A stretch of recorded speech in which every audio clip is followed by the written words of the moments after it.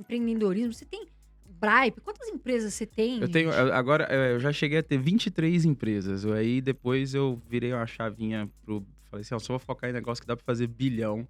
Aí hoje eu só foquei em 4 empresas só. Então, tipo, só 4 empresas hoje. Bripe? Para pra As que analisar. faturava milhão, ele deixou de lado. Eu falei, isso aqui, tipo, literalmente, porque eu fui parar no hospital de tanto trabalhar, e quando eu voltei, eu falava pra todo mundo que eu tinha 18 empresas. Aí quando eu voltei, eu falei, traz o relatório de todas as empresas. Aí, de tanto burnout, tanto trabalhar. Aí tinha 23 empresas, tinha empresa a mais do que eu. Aí eu falei, essa aqui dá de presente pro sócio, essa funde com essa faz isso, essa faz aquilo. Aí eu falei assim, sócio que der pra dar bilhão, eu vou focar em energia, o resto eu não vou Eu quero chegar nesse nível, viu? gastar Nossa, energia, nem me não. fala, tô chegando, estamos caminhando. O Kaiser é o seguinte, você fala com ele, tô aqui nos Estados Unidos, tô aqui não sei o quê, você não acha ele, né, ô Brunão? Um dia nós vamos ser assim, viu? Vou te chamar você, André, ó. Quero ficar multibilionário. Ô, louco! Dinheiro é bom, mas também tem que ter dinheiro com saúde, né, Kaiser? Sim, tem. Não adianta. Não adianta nenhum sucesso na vida vai justificar um fracasso na família e na própria saúde. Tipo, não adianta.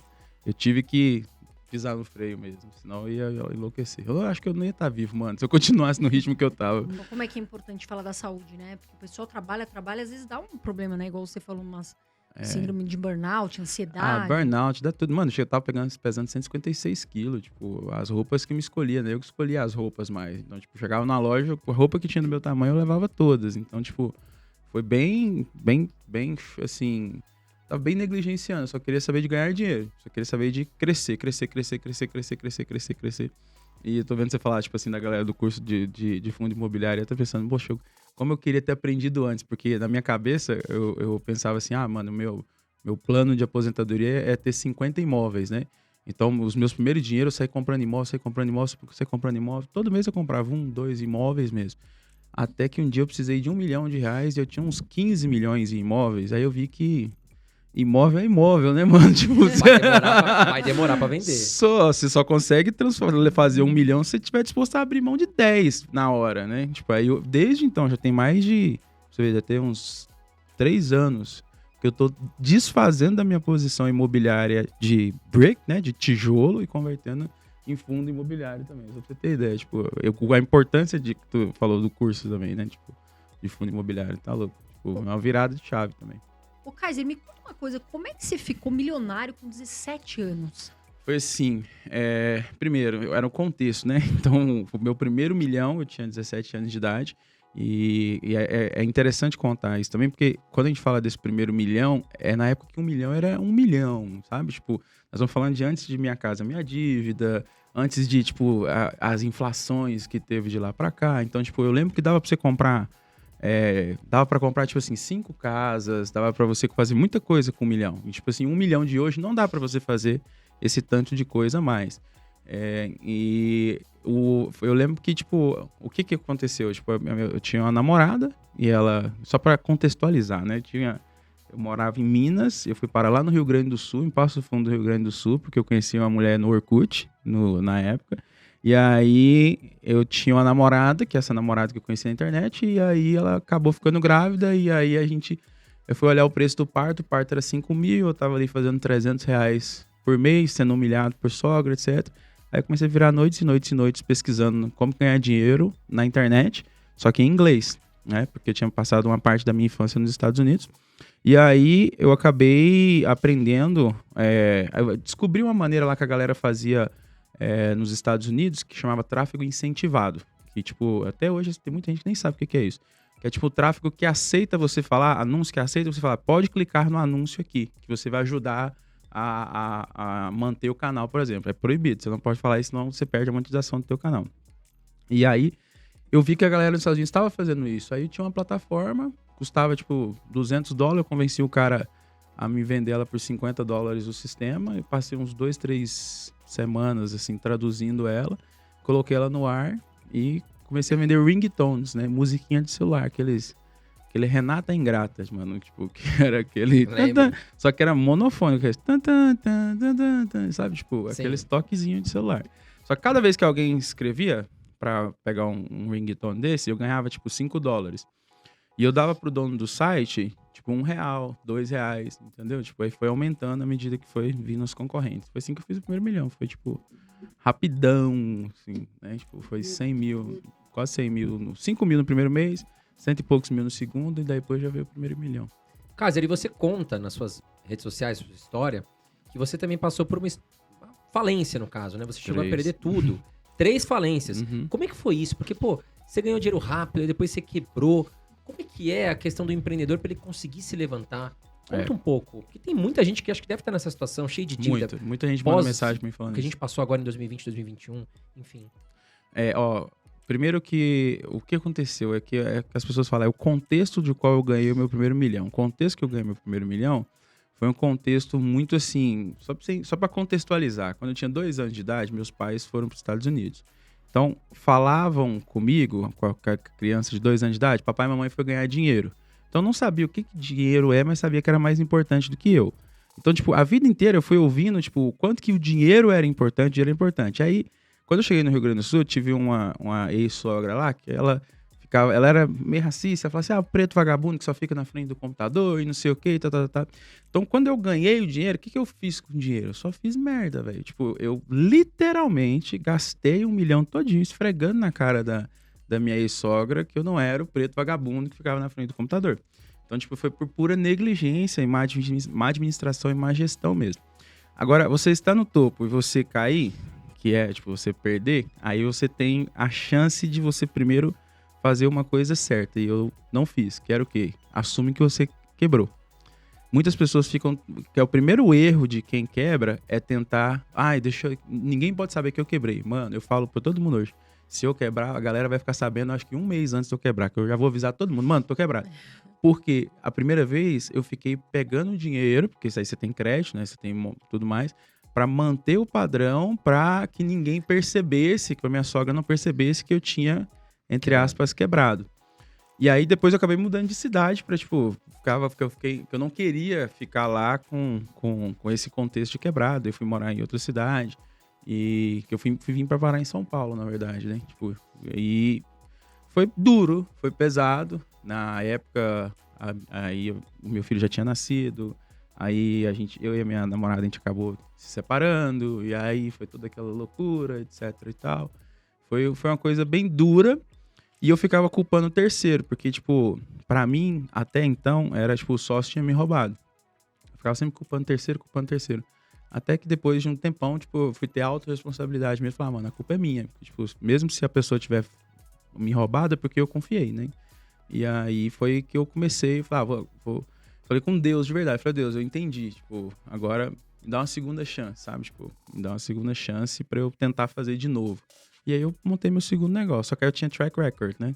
Que é algo muito importante, né? Com o track record fica mais fácil. Aí eu consegui, tipo, aporte de pessoas que confiavam. Porque agora eu tinha um histórico de já ter feito R$1 milhão, só pra contextualizar, com $50, né? Tipo, então, tipo, investimento de $50, fazer um retorno de 1 milhão não é algo simples. É um ROI absurdo. Quando eu tava com o governo americano recente, eles ficam loucos com essa história, tipo, caraca, tipo, não tem lógica, tipo, $50 fazer R$1 milhão, tipo, mesmo sendo reais, né? Na época também era diferente, o dólar, né? E aí aquilo, né? Você já sabe como conquistar R$1 milhão, né? Você perdeu, tudo bem, mas agora você tá pronto pra conquistar 2, 3, 4. Eu vejo muito empreendedor de sucesso falando isso, né, Kaiser? Aí você apresentou essa sua história pra outras pessoas que confiaram em você. Eu cheguei pra um médico amigo e falei, olha, mano, eu fiz isso e tava tendo esse resultado e aconteceu isso. E agora eu entendi onde que eu errei e tal. Aí o cara, não, beleza, eu vou investir em você e tal. Ele pegou um empréstimo com o banco lá e investiu, acho que foi uns R$40 mil mais ou menos, no segundo negócio meu. E o negócio não deu certo. A gente não quebrou, mas a gente não evoluiu o negócio. A gente ficou até um tempão sem se ver, eu e esse médico. Eu reencontrei ele recente, deve ter um mês mais ou menos que eu encontrei ele num evento meu aqui. Até fiz uma surpresa bem legal pra ele no palco lá, dei pra ele uma grana cabulosa.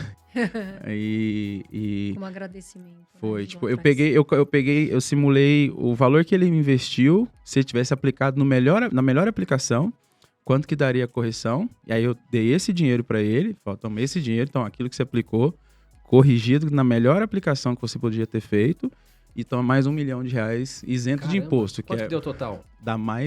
Vai dar quase 2 milhões, porque Nossa. ou por causa dos impostos, para doação no Brasil é caro demais, porque você tem que pagar o imposto da pessoa. Então, tipo, o valor que ele investiu, que tinha dado corrigido 140 e pouco, 146 mil reais, algum valor assim, um trem quebrado, assim, eu não sei o valor exato agora de cabeça, não. E aí eu falei, mais 1 milhão isento de impostos, né? Nossa, ele deve ter ficado feliz da vida, né? Nem esperava por isso. Mano, ele nem tinha um. Ele falou, tipo, não esperava. Quando a pessoa, às vezes, Ele falou assim, eu não às vezes fiz. é generosa, Ele falou né? assim, eu não fiz esperando acreditou. nada disso, tipo. E ele falou com todo mundo lá, tipo, no evento. Aí você tava no meio do evento nosso. Ele falou assim, mano, o Kaiser que vocês conhecem hoje é o mesmo Kaiser que eu conhecia 15 anos atrás. Ele já falava em IPO, ele já falava nisso. Só que ele não chamava de IPO, ele falava abrir capital na bolsa. Então, tipo assim, ele falava outros nomes, né? Hoje ele fala termos técnicos e tudo mais. Mas ele já era sonhador, ele já era doidão, Já via, assim. né? Já Essa queria foi a crescer, segunda né? empresa. Aí você foi pra terceira. Essa foi a segunda que, tipo, eu desisti. Essa nem foi falência, eu nem contei ela como quebrada, não. A que foi quebrada foi quando eu vim pra São Paulo. E aí, como eu tinha mantido o padrão na primeira, eu acabei ficando com o nome sujo. Aí, na hora de montar essa que seria a terceira, vamos dizer assim, né? Porque a primeira, ela simplesmente não... Essa com o cara não deu certo. A gente acabou resolvendo encerrar ela porque não deu certo, porque ela tava muito associada ainda com a primeira. Tipo, aí... E a primeira foi simplesmente assim, só pra você entender como que foi que eu quebrei. Eu era o único, então não tava nem aí com os meus clientes. Então, tipo, eu trabalhava um dia por mês. Então, tipo, não tava nem aí com os clientes. Nem aí mesmo. Nem atendia. Tipo, se você quiser trabalhar comigo, bem. Se você não quiser, vai pro outro. Até que um cliente virou concorrente. Aí outro cliente virou concorrente também. Aí eu também não tava nem aí também. E na hora que eu fui não percebendo isso, aí o meu sócio viu que eu não tava nem agarrado, ele pegou a parte da empresa e foi embora. Isso que eu ia te perguntar, como que foi essa história que seu sócio te passou a perna? Tipo, foi Isso é essa... importante de falar aqui, porque às vezes as pessoas... Tem muita sociedade que dá errado, né, Kaiser? Na verdade, a maioria, né?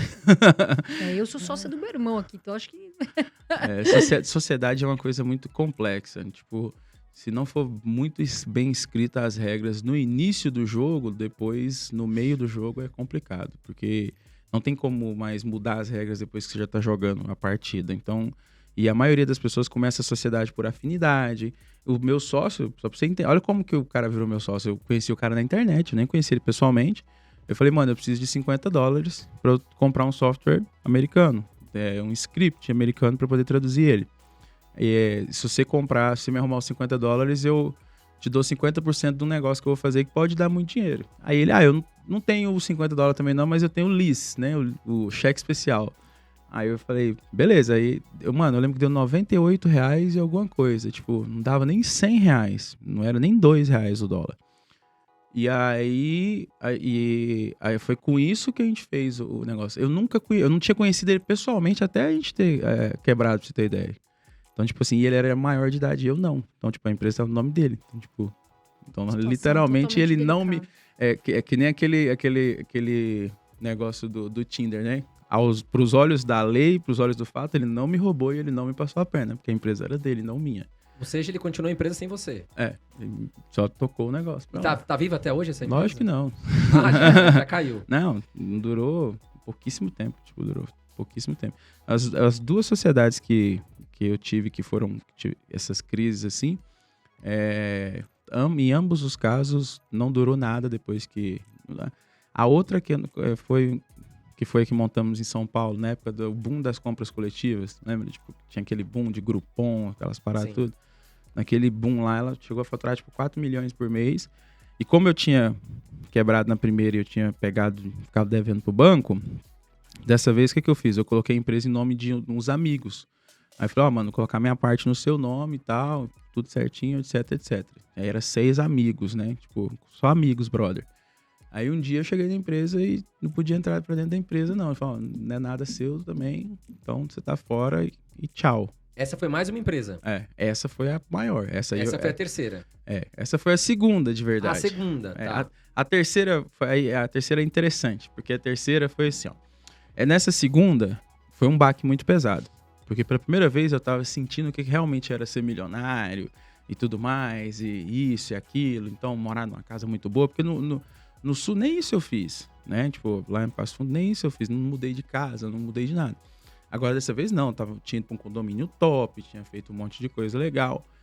E aí eu senti o baque dessa segunda vez, né? Tipo, de ter confiado e tal. E dessa segunda vez eu até, tipo, veio uns pensamentos suicida e tudo mais. Aí eu lembro, tive uma experiência muito boa com Deus, tipo, eu entrar no carro, falar com a minha ex-mulher que eu ia comprar cigarro. E aí eu ia mesmo, era tirar a minha vida, né? Tipo, e aí dentro do carro meu celular toca e, tipo, eu atendo, a pessoa fala, ó, Deus tá mandando eu te ligar e te falar. Aí, mano, já era Deus me espancando. Tipo, você não enxerga além da curva, você é um moleque, você é uma criança, tipo, seus olhos sua visão é limitada, como um farol de um carro dirigindo à noite, você não consegue enxergar nada. E, mano, foi falando um monte de... E, tipo assim, eu te livrei foi da morte, não sei o quê. Eu fiz os caras te tirar da empresa. Mano, foi muito específico, assim, sabe? Não tinha como não ser Deus.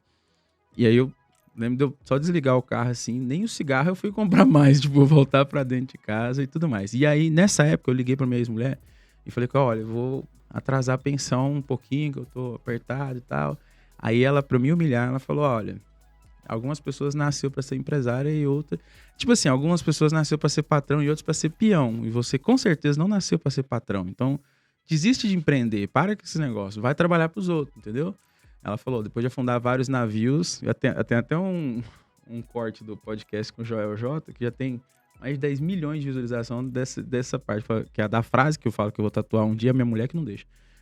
Eu falei assim, eu vou tatuar um dia essa frase. Minha mulher não deixa tatuar, minha mulher atual não deixa tatuar. Mas eu tenho vontade de tatuar essa frase que ela me falou, que era o quê? Depois de afundar vários navios, eu pararia de culpar o mar. Então eu já tinha quebrado 2 vezes, né? E eu sempre culpando o terceiro. Aí eu falei, o que você quer dizer com isso? Aí ela pegou e falou que você não serve pra ser empresário. Alguns é patrão, outro é peão. Você com certeza não é patrão, não sei o que, não sei o que. Aí eu falei, tá, o que você recomenda? Ela falou assim, vai trabalhar pros outros. Eu falei, você recomenda algum lugar? Ela vai trabalhar pro meu namorado, né? Meu marido. E é o cara que tinha roubado ela de mim, sabe? Tipo, tinha aquele... Rival. Chegou no fundo do poço ali, né? Não, mano, ali foi feio. Porque justamente, mais uma vez, mais um reforço de que o dinheiro era algo importante. Porque na minha cabeça, ela tinha me largado por causa de dinheiro. Então, tipo assim, e aí mais uma coisa, mano, eu tenho que ganhar dinheiro, E eu naquela corrida louca atrás de dinheiro. E eu fui trabalhar pra ele, mano. Falei, engoli meu orgulho e fui trabalhar pro cara. Entrei como programador. Eu falei com ele assim, vou trabalhar pra você 1 ano. Ele tinha uma multinacional de meio de pagamentos. Vou trabalhar pra você 1 ano. Porque eu quero saber como a grande empresa funciona. E depois disso eu saio fora. E eu entrei como programador, salário 2.000. E saí como diretor de expansão internacional. E, tipo, meu último pagamento acho que foi 120, 130 mil reais, sabe? Tipo, moleque de 23 anos, com a 7ª série, Alphaville, tudo bancado pela empresa. Viajava o mundo inteiro, tipo, tudo por conta da empresa. Foi uma baita de uma faculdade, sabe? Foi uma escola muito grande. Mais importante, muitas vezes, que até a própria faculdade, né, Kaiser? Muito, porque foi na prática. Eu fui entender que na grande empresa, as intrigas que tem, porque eu era uma pessoa que eu entrava, tipo, 6 horas da manhã e eu saía, tipo, 1 da manhã de novo. Então, tipo, eu trabalhava muito mesmo, trabalhava pesado mesmo. Tipo, meu primeiro dia... Fiquei 1 ano. Meu primeiro dia eu fui promovido de programador para diretor de TI. Tipo, caramba. Mas decidiu sair, você falou, não, chega, agora eu Não, vou... quando tava faltando quase um pouquinho para dar 1 ano, aí a minha atual esposa, a gente começou a namorar, né? A gente começou a namorar de um contexto muito louco. A nossa história é um contexto muito louco, assim, porque eu tava no México e ela era namorada do meu melhor amigo, né? Aí olha que doideira, os caras me falam, o cara fura olho. Não, calma aí. Ela era namorada do meu melhor amigo e eles viviam separando e a gente ia lá e fazia eles voltar e tudo mais. E nisso eu já tava separado e ela lá, e aí ela me liga e fala, ó, ele me largou e aqui, a ex dele voltou e ele quis voltar com ela e não sei o que, e me largou e não sei, e não quer mais saber de mim. Blá, blá, blá. Falei, não, calma, eu vou ligar pra ele e tal. Eu liguei pro cara, mano, volta com a mulher, se resolve. Ele, não, tá. Aí liga pra ela, tentando fazer os dois reatar, isso eu no México, mano. Tipo, morando no México já há uns 3 meses. Aí, por fim, ela vai fazer um teste de gravidez e descobre que tava grávida. Aí ela naquele desespero, eu tô grávida, eu não posso ter esse filho, não sei o que. Falei, não, calma, eu te ajudo, eu te apoio, não sei o que. E aí, tipo assim, a ideia inicial era só impedir ela de fazer um aborto. Tipo assim, eu tinha meio que pedido ela em namoro pra impedir ela de abortar, sabe? Tipo, apesar que foi só um pensamento que passou naquele momento do pânico ali mesmo. Eu falei com ela, não, se quiser eu assumo a criança, se quiser eu registro a criança. Ela falou, não quero que você registre. Ele tem que registrar. Eu ainda liguei pro cara e falei, mano, a mulher tá grávida, velho, você tem que voltar com a mulher, tipo, você tá louco. Aí ele, não quero saber não sei o que. Eu falei, mano, você tá doidão. E aí foi assim que, tipo, eu e a minha esposa começamos a namorar. Tipo, foi num contexto meio louco desse. E aí o que acontece é que eu vivia viajando, namorando virtualmente com a minha esposa, enquanto ela estava grávida de outro cara. E quando ela foi ganhar a bebê, eu lembro que eu estava em Genebra, na Suíça, fazendo uma reunião com um investidor gigantesco lá da empresa. E aí ela entrando pro negócio, bloco cirúrgico, assim, aí eu falei, cara, assim, hoje é minha última reunião, meu último dia e eu vou embora. Tipo, aí eu fui pedir demissão. O meu ex-patrão ofereceu metade da empresa, fez de tudo para eu poder ficar. E engraçado que no meio do caminho, nesse 1 ano que eu trabalhei com ele, eu trabalhei para ele 1 ano, 365 dias. Não foi nem 366, nem 364. Foi tipo 365 cravado. Trabalhei para ele 1 ano. Nesse meio tempo, ele separou da minha ex-mulher. E, tipo, a gente ficou amigão, a gente é amigo até hoje, a gente troca ideia até hoje. Ele teve a oportunidade de comprar a minha empresa lá atrás, só que ele deu mole. Tipo, ele ofereceu muito baixo. Tipo, a gente tava faturando, sei lá, na época a gente tava faturando 500 mil por dia, ele ofereceu 300 mil euros pela empresa. Eu falei, não, mano, tipo, por um pedaço da empresa. Não fazia sentido, né? Tipo, mas a gente ainda, até pouco tempo atrás, agora eu não tenho um contato com ele, mas a gente ainda trocou muita ideia. Mas foi uma escola muito, muito boa, principalmente de humildade pra mim. E aí eu fui parar em Valadares, que era a cidade onde que eu nasci e que era próxima da cidade da minha esposa, que é de Vindas Laranjeiras. E aí em Valadares eu falei, agora eu sei como que uma grande empresa funciona. Agora eu vou montar a minha grande empresa. E montei a minha grande empresa. Aí faltava uma lição para eu aprender, que era pense grande, mas comece pequeno. Que eu não fiz isso. Eu montei uma grande empresa antes de eu ser grande. Então, peguei um prédiozão, coloquei aquele monte de computador, aquele monte de funcionário. Só que aí eu não quebrei. Eu desenhei uma linha. Falei, eu vou até aqui. Se chegar esse dia, a gente não tiver passado do break-even, eu mando todo mundo embora, pago todas as contas, acerto tudo e começo de novo. E esse dia chegou. Aí quando esse dia chegou, eu fiz exatamente como eu falei. Mandei todo mundo embora, acertei todas as contas, vendi carro, vendi as coisas, tudo, tipo, e comecei tudo que eu tenho hoje com R$500. Caramba, então você foi no topo 3 vezes e voltou pro zero 3 vezes. Caramba, Kaiser, qual foi a maior lição que você tirou disso tudo? A maior lição é isso aí, que, tipo, isso também passa. Que, tipo, o dia mal... Que até tenho tatuado aqui, ó, tipo, que Deus é maior do que altos e baixos. Que, tipo, se você estiver no topo, Deus é maior do que o topo. Então, tipo, você não é nada, né? E se você estiver embaixo, também Deus é maior do que o seu baixo. Então, tipo, que isso também passa. Tipo, o dia ruim passa, o dia mal passa. Não tem dia que dure pra sempre. Não tem luto que dure pra sempre. Tudo passa no final. Você foi muito persistente, né, Kaiser? E você tem... E dá pra ver que o Kaiser, ele tem uma... Você tem uma serenidade, né? Isso também vem muito da sua fé. Sim. Você fala muito disso. Inclusive, eu assisto as lives e acompanho, porque realmente traz uma paz pras pessoas que estão ouvindo, né? Uma força. Agora, tem uma foto sua, que você tá com seu filho, que você tá com uma sacola azul. Tem que colocar ela, tem que mandar ela pra vocês. Se vocês colocar ela no vídeo, porque, mano, ela... Você tem... E esse seu filho que a gente tá falando é da sua atual esposa? Não, é do meu primeiro relacionamento. Do seu primeiro relacionamento. Essa foto... É aquele que a mulher humilhou ele, né? Essa foto, só pra você ter ideia, ela acha rapidão aí pra mim. Eu queria saber o que representou isso pra você. Se isso foi um Por incrível que pareça, as pessoas pensam, você acredita que todo mundo olha pra essa foto e pensa assim, olha como que o cara era antes dele ter faturado o primeiro milhão. Essa foto é após eu ter faturado meu primeiro milhão. É quando eu quebrei pela primeira vez. E quando eu faturei meu primeiro milhão, meu filho tava nascendo. Então, tipo, essa aqui também é de umas épocas pesadas. Tipo... Tem como a gente pegar na câmera? Eu vou mandar pra você. Vai mandar? Eu mando pra você o arquivo pra você colocar na edição, se você quiser. E aquela que você tá falando, que é que tá com a sacola do lado. Porque aqui tem... Essa aqui é quando eu dei o 1 milhão pro cara. Olha que legal. Mas aí mostra o vídeo, eu acho que mostra a foto. Sensacional essa história. Puxa, fiquei até emocionado aqui. Porque é um reconhecimento muito grande, né? Vai mostrar a foto. A gratidão, né? Vamos ver se vai mostrar a foto aqui.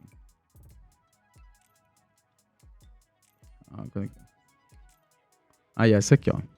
Nossa. Sim. Ele pagava a pensão. O cara que investiu em mim, ele pagava a pensão do meu filho. Eu tava praticamente mendigo. Tipo, ele levava eu pra almoçar na casa dele todos os dias. Depois levava pra jantar todos os dias na casa dele. Buscava eu no kitnet que eu morava. E aí...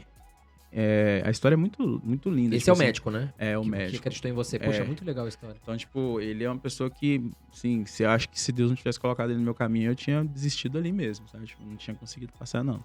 Kaiser, e a relação com seus pais? Como é que foi? Foi complexo. Como posso dizer, meus pais foram para os Estados Unidos, como a maioria dos pais da galera da minha cidade. Eu até falei agora recente com o embaixador do Brasil, e com o governo americano, que a nossa cidade é considerada meio que uma cidade de órfãos de pais vivos, né? Porque meus pais foram para os Estados Unidos, eu tinha 2 anos de idade. Assim que eles chegaram lá, eles se separaram. Eu fui conhecer eles, eu tinha 9 anos de idade. Então, eu não tinha nenhuma memória deles, dos dois. Então, eu fui conhecer eles de verdade com 9 anos de idade. E eu fui conhecer primeiro a minha mãe. E aí eu fui morar com a minha mãe e foi muito ruim, sabe? Tipo, morar com a minha mãe. Eu tinha um padrasto que batia na minha mãe, que espancava ela, espancava a gente. E aí, quando a minha mãe finalmente largou esse padrasto, que era um cara muito violento, foi até, tipo, eu chamei a polícia ele ia matar minha mãe se deixasse.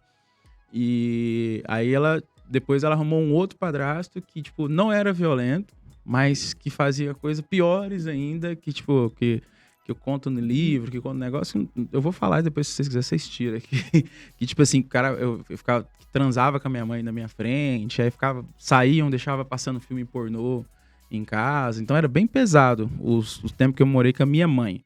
Aí foi uns 2 anos e pouco. Aí eu pedi pra morar com meu pai. Só que eu não falei com meu pai o porquê. Meu pai só foi entender o porquê quando ele leu o meu livro. Quando ele viu meu testemunho, na verdade, na igreja. Aí, eu nunca tinha falado pra ele que era por isso, entendeu? Porque eu via minha mãe tendo relação sexual e etc. E aí, depois, fui morar com meu pai. Mano, a minha madrasta era o capeta em pessoa. Nossa, quantos anos, Kaiser? Eu tinha 11, 12 anos, mais ou menos. E aí, conclusão, né? A sua vida abalou totalmente, né? De um lado abalou aqui, do outro aqui, né? E daí do lado do meu pai era pior, assim, no sentido assim, a minha madrasta me odiava. E ela sempre me odiou.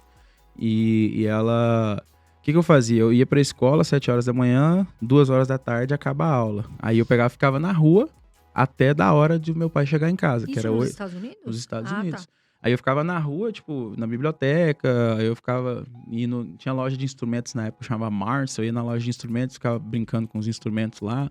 Depois eu pedia dinheiro na rua para poder comer. Eu falava que era pro ônibus, mas era para comer. Eu ia lá, pedia o dollar menu no McDonald's e comia. E foi um tempo, assim, que eu morei ali. E depois disso eles vieram para o Brasil. Eu vim pro Brasil primeiro, e depois meu pai veio pro Brasil. E eles foram morar, eles tinham uma mansão, assim, nos padrões da época, mansão. E meu pai tinha uma padaria, e eu morava na garagem da padaria, porque eu não podia morar na mansão com meu pai, com a minha madrasta e com meu irmão, não. Então, era bem rejeição de todos os lados, sabe? O diabo trabalhou muito bem a rejeição na minha vida, porque se ele trabalha isso na sua vida, dificulta a sua relação com Deus, né? Imagina pra uma menina, por exemplo, que tem um pai que abusou sexualmente dela. Você fala que Deus é pai. A relação que ela imagina é, Deus é abusador. Então, pra mim também, a relação, quando fala assim, Deus é pai, isso dificultava bastante a relação de paternidade com Deus também. Então, foi bem conturbada. Tanto com relação com o pai, passado. Tanto com o pai, quanto com a mãe. Foi bem conturbado, mas depois eu perdoei eles e vi que eu não sou juiz de ninguém e que nós somos todos vítimas de outras vítimas, né? Que eu aprendi até com o Paulo Vieira, que você estava com ele agora. Nós somos todos vítimas de outras vítimas. Eles deram o melhor que eles podiam dar. Né? Creio nisso, né? E teve uma época, o Kaiser, que você ficou endividado, né? Deveu a agiota, que é uma coisa seríssima. Enfim, você já tinha quebrado, né? Já estava passando um momento. Em algum momento te passou assim, poxa, eu vou desistir da vida, eu quero... Porque muitas vezes acontece isso, né? Tem empresários que, Sim. Enfim, acabam indo embora, empresários. Te passou esse momento quando você devia agiota, quando você estava realmente assim numa fase bem ruim? Sim, passou várias vezes. Só que como eu já vinha desde criança ouvindo, porque é um espírito, né? O espírito do suicídio, a voz do suicídio, ele é um espírito que ele fala com a sua própria voz. E na primeira pessoa. Então ele dá a entender que é você mesmo, né? Então, como eu já via meio que desde a infância, meio que ouvindo essa voz direto, é melhor você pôr fim na sua vida, não sei o quê. Então, meio que quando surgiu isso na fase adulta, profissional, eu já sabia que era o espírito de suicídio. E eu vou falar bem sincero pra vocês, eu não me matei por medo. Por medo de Deus, mano. Tipo, eu falei, mano, eu não vou me matar porque Deus vai ficar bravo comigo, sabe? Tipo, na época era isso. Tipo assim, e eu ficava mó bravo comigo mesmo por eu não ter coragem de tirar minha própria vida na época. E você, como é que foi essa relação com a igreja, com a religião, Kaiser? Conta pra gente, quando é que começou isso? Quando é que você deu o primeiro passo pra buscar Deus na sua vida? Foi nessa época dos Estados Unidos que eu ficava mais na rua do que dentro de casa. Aí, nesse mais na rua, tinha uma igreja perto que eu ia em todos os cultos, em todas as coisas que eles tinham na igreja lá, que era até do pai da Elaine de Jesus, que foi até quem me batizou na época com 12 anos de idade. E eu ficava o tempo inteiro, eu não tinha amigos, não tinha ninguém. Então, Deus era meu amigo imaginário, os psicólogos falam. Pra mim, era real. Então, tipo assim, eu ficava trocando ideia com Deus o tempo inteiro. E aí eu vim de lá, e a minha vida inteira foi sempre assim, na busca. O meu primeiro milhão mesmo, eu lembro que eu falei, quando eu descobri o preço do parto, que era 5 mil, e o salário mínimo era 300, aí eu falei assim, o salário mínimo, eu ganhava 300, o salário mínimo era 420. Eu falei assim, Deus, eu preciso de 5 mil até o Natal. Eu falei com tanta fé, se eu tivesse falado até meio-dia, eu tinha recebido até meio-dia, mas como eu falei até o Natal, eu recebi os 5 mil meio que na véspera do Natal. Aí eu falei, caraca, funciona, a oração, entende? Não foi o negócio. Aí eu falei, então eu quero ganhar 100 mil. Aí eu ganhei 100 mil em janeiro. Aí no mês que meu filho nasceu, que foi fevereiro, eu quero ganhar 1 milhão. Aí foi o mês que eu mais ganhei dinheiro, que foi o mês que eu ganhei 1 milhão. Foi tudo já em passos de fé muito grandes, sabe? Sempre dando passos de fé muito grandes, muito ousados e muito assim...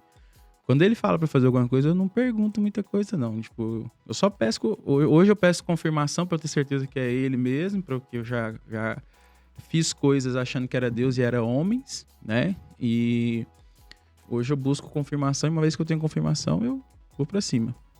O Kaiser, você acha que quando você quebrou, né, essas vezes todas, você acha que foi pela falta de educação financeira? 100%. 100%. Foi por falta de... Eu custei entender isso, sabe? Mas foi a primeira vez, foi 100% má administração, má gestão, tipo, e gestão básica, da básica, da básica, da básica. Tipo, eu pegava um relatório por mês no sistema, ia no banco, falava, faz essas transferências aqui. Eu trabalhava 2 horas no mês. O suporte, a galera mandava e-mail pro suporte, eu nem respondia. Falei, mano, tô fazendo um favor pra esse cara de ganhar dinheiro.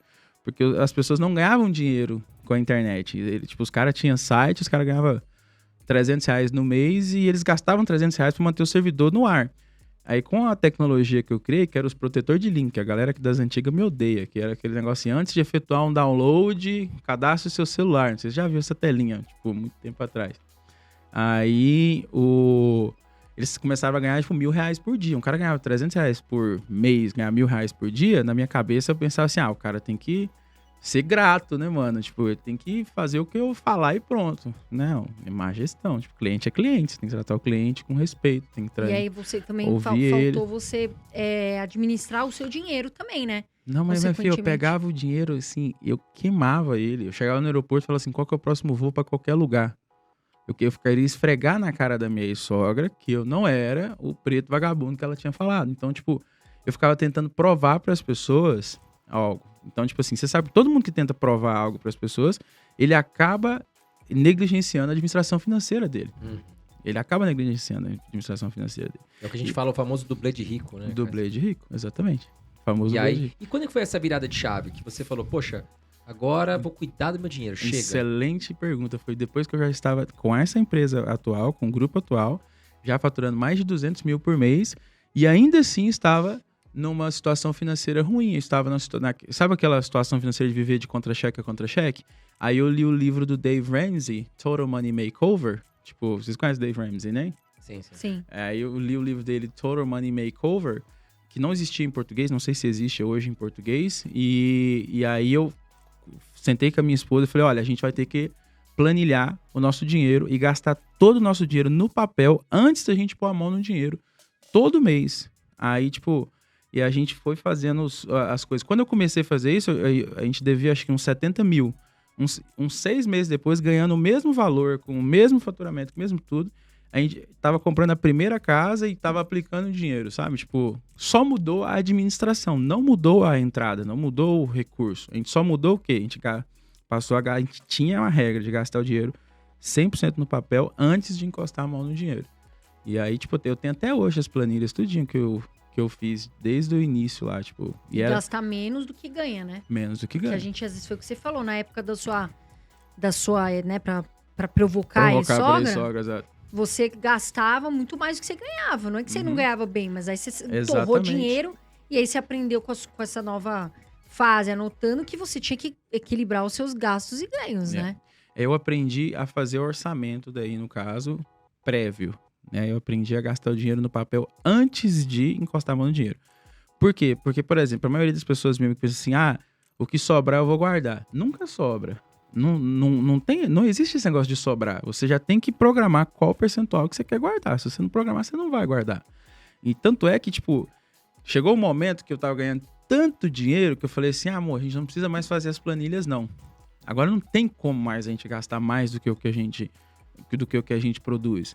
E, tipo, 1 ano e pouco depois, quando eu olhei, a gente já tava gastando mais, que a gente tava mexendo nas reservas de novo. Eu falei, opa, vamos voltar pras planilhas de novo. E, tipo, até hoje a gente faz as planilhas de administração financeira.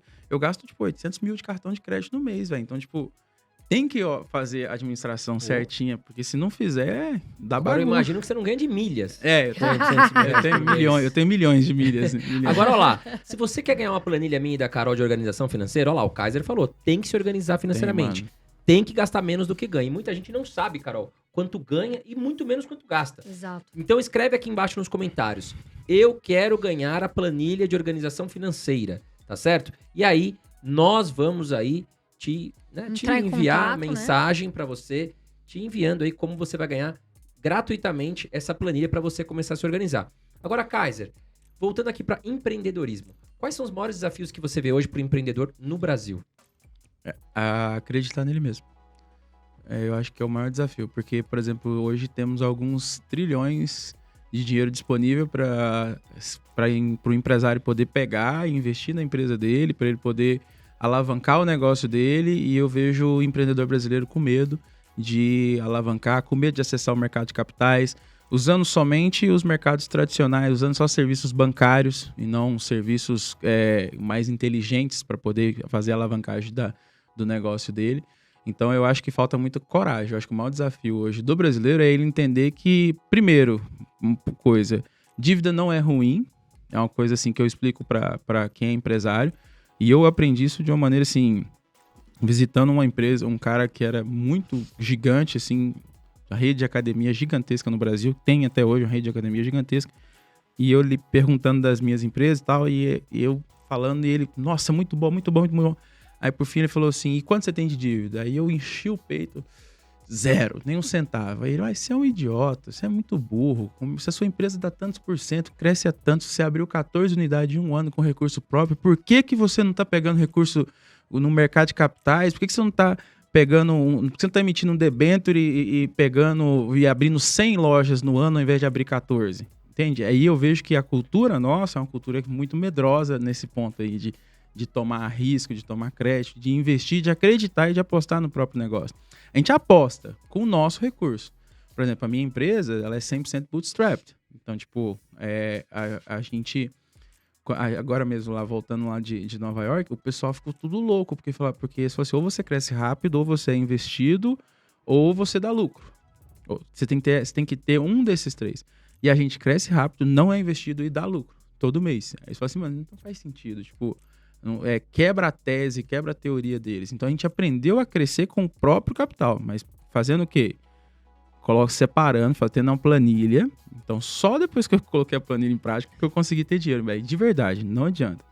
Porque o empresário ele fica com a falsa sensação de que tá ganhando dinheiro. Porque o cara vai lá, fatura 100 mil, 200 mil e ele gasta.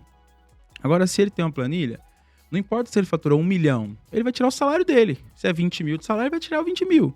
E o restante ele vai reinvestir no negócio dele. Então, aí nós temos uma cultura de reinvestir, aqueles primeiros R$500 que eu tive, que virou 5 mil virou 10 e foi virando, foi multiplicando, e continua multiplicando até hoje, nunca parou de multiplicar. Até eu conhecer esse cara, que aí eu não tinha, até então não tinha tomado nenhum crédito, tá? tem que tomar nenhum crédito. Aí depois que eu conheci esse cara, eu saí da reunião com esse cara, foi no Recife. Eu saí na reunião, tipo, eu desci do prédio, como se eu descesse do prédio, eu saí pensando, mano, eu preciso pegar dinheiro emprestado pra alguém. Eu saí, tipo, sabe como, mano, eu preciso ligar pro gerente. E, mano, eu falei, o que eu vou fazer com esse dinheiro? Eu preciso fazer alguma dívida pra crescer. Tipo assim, eu pensando que...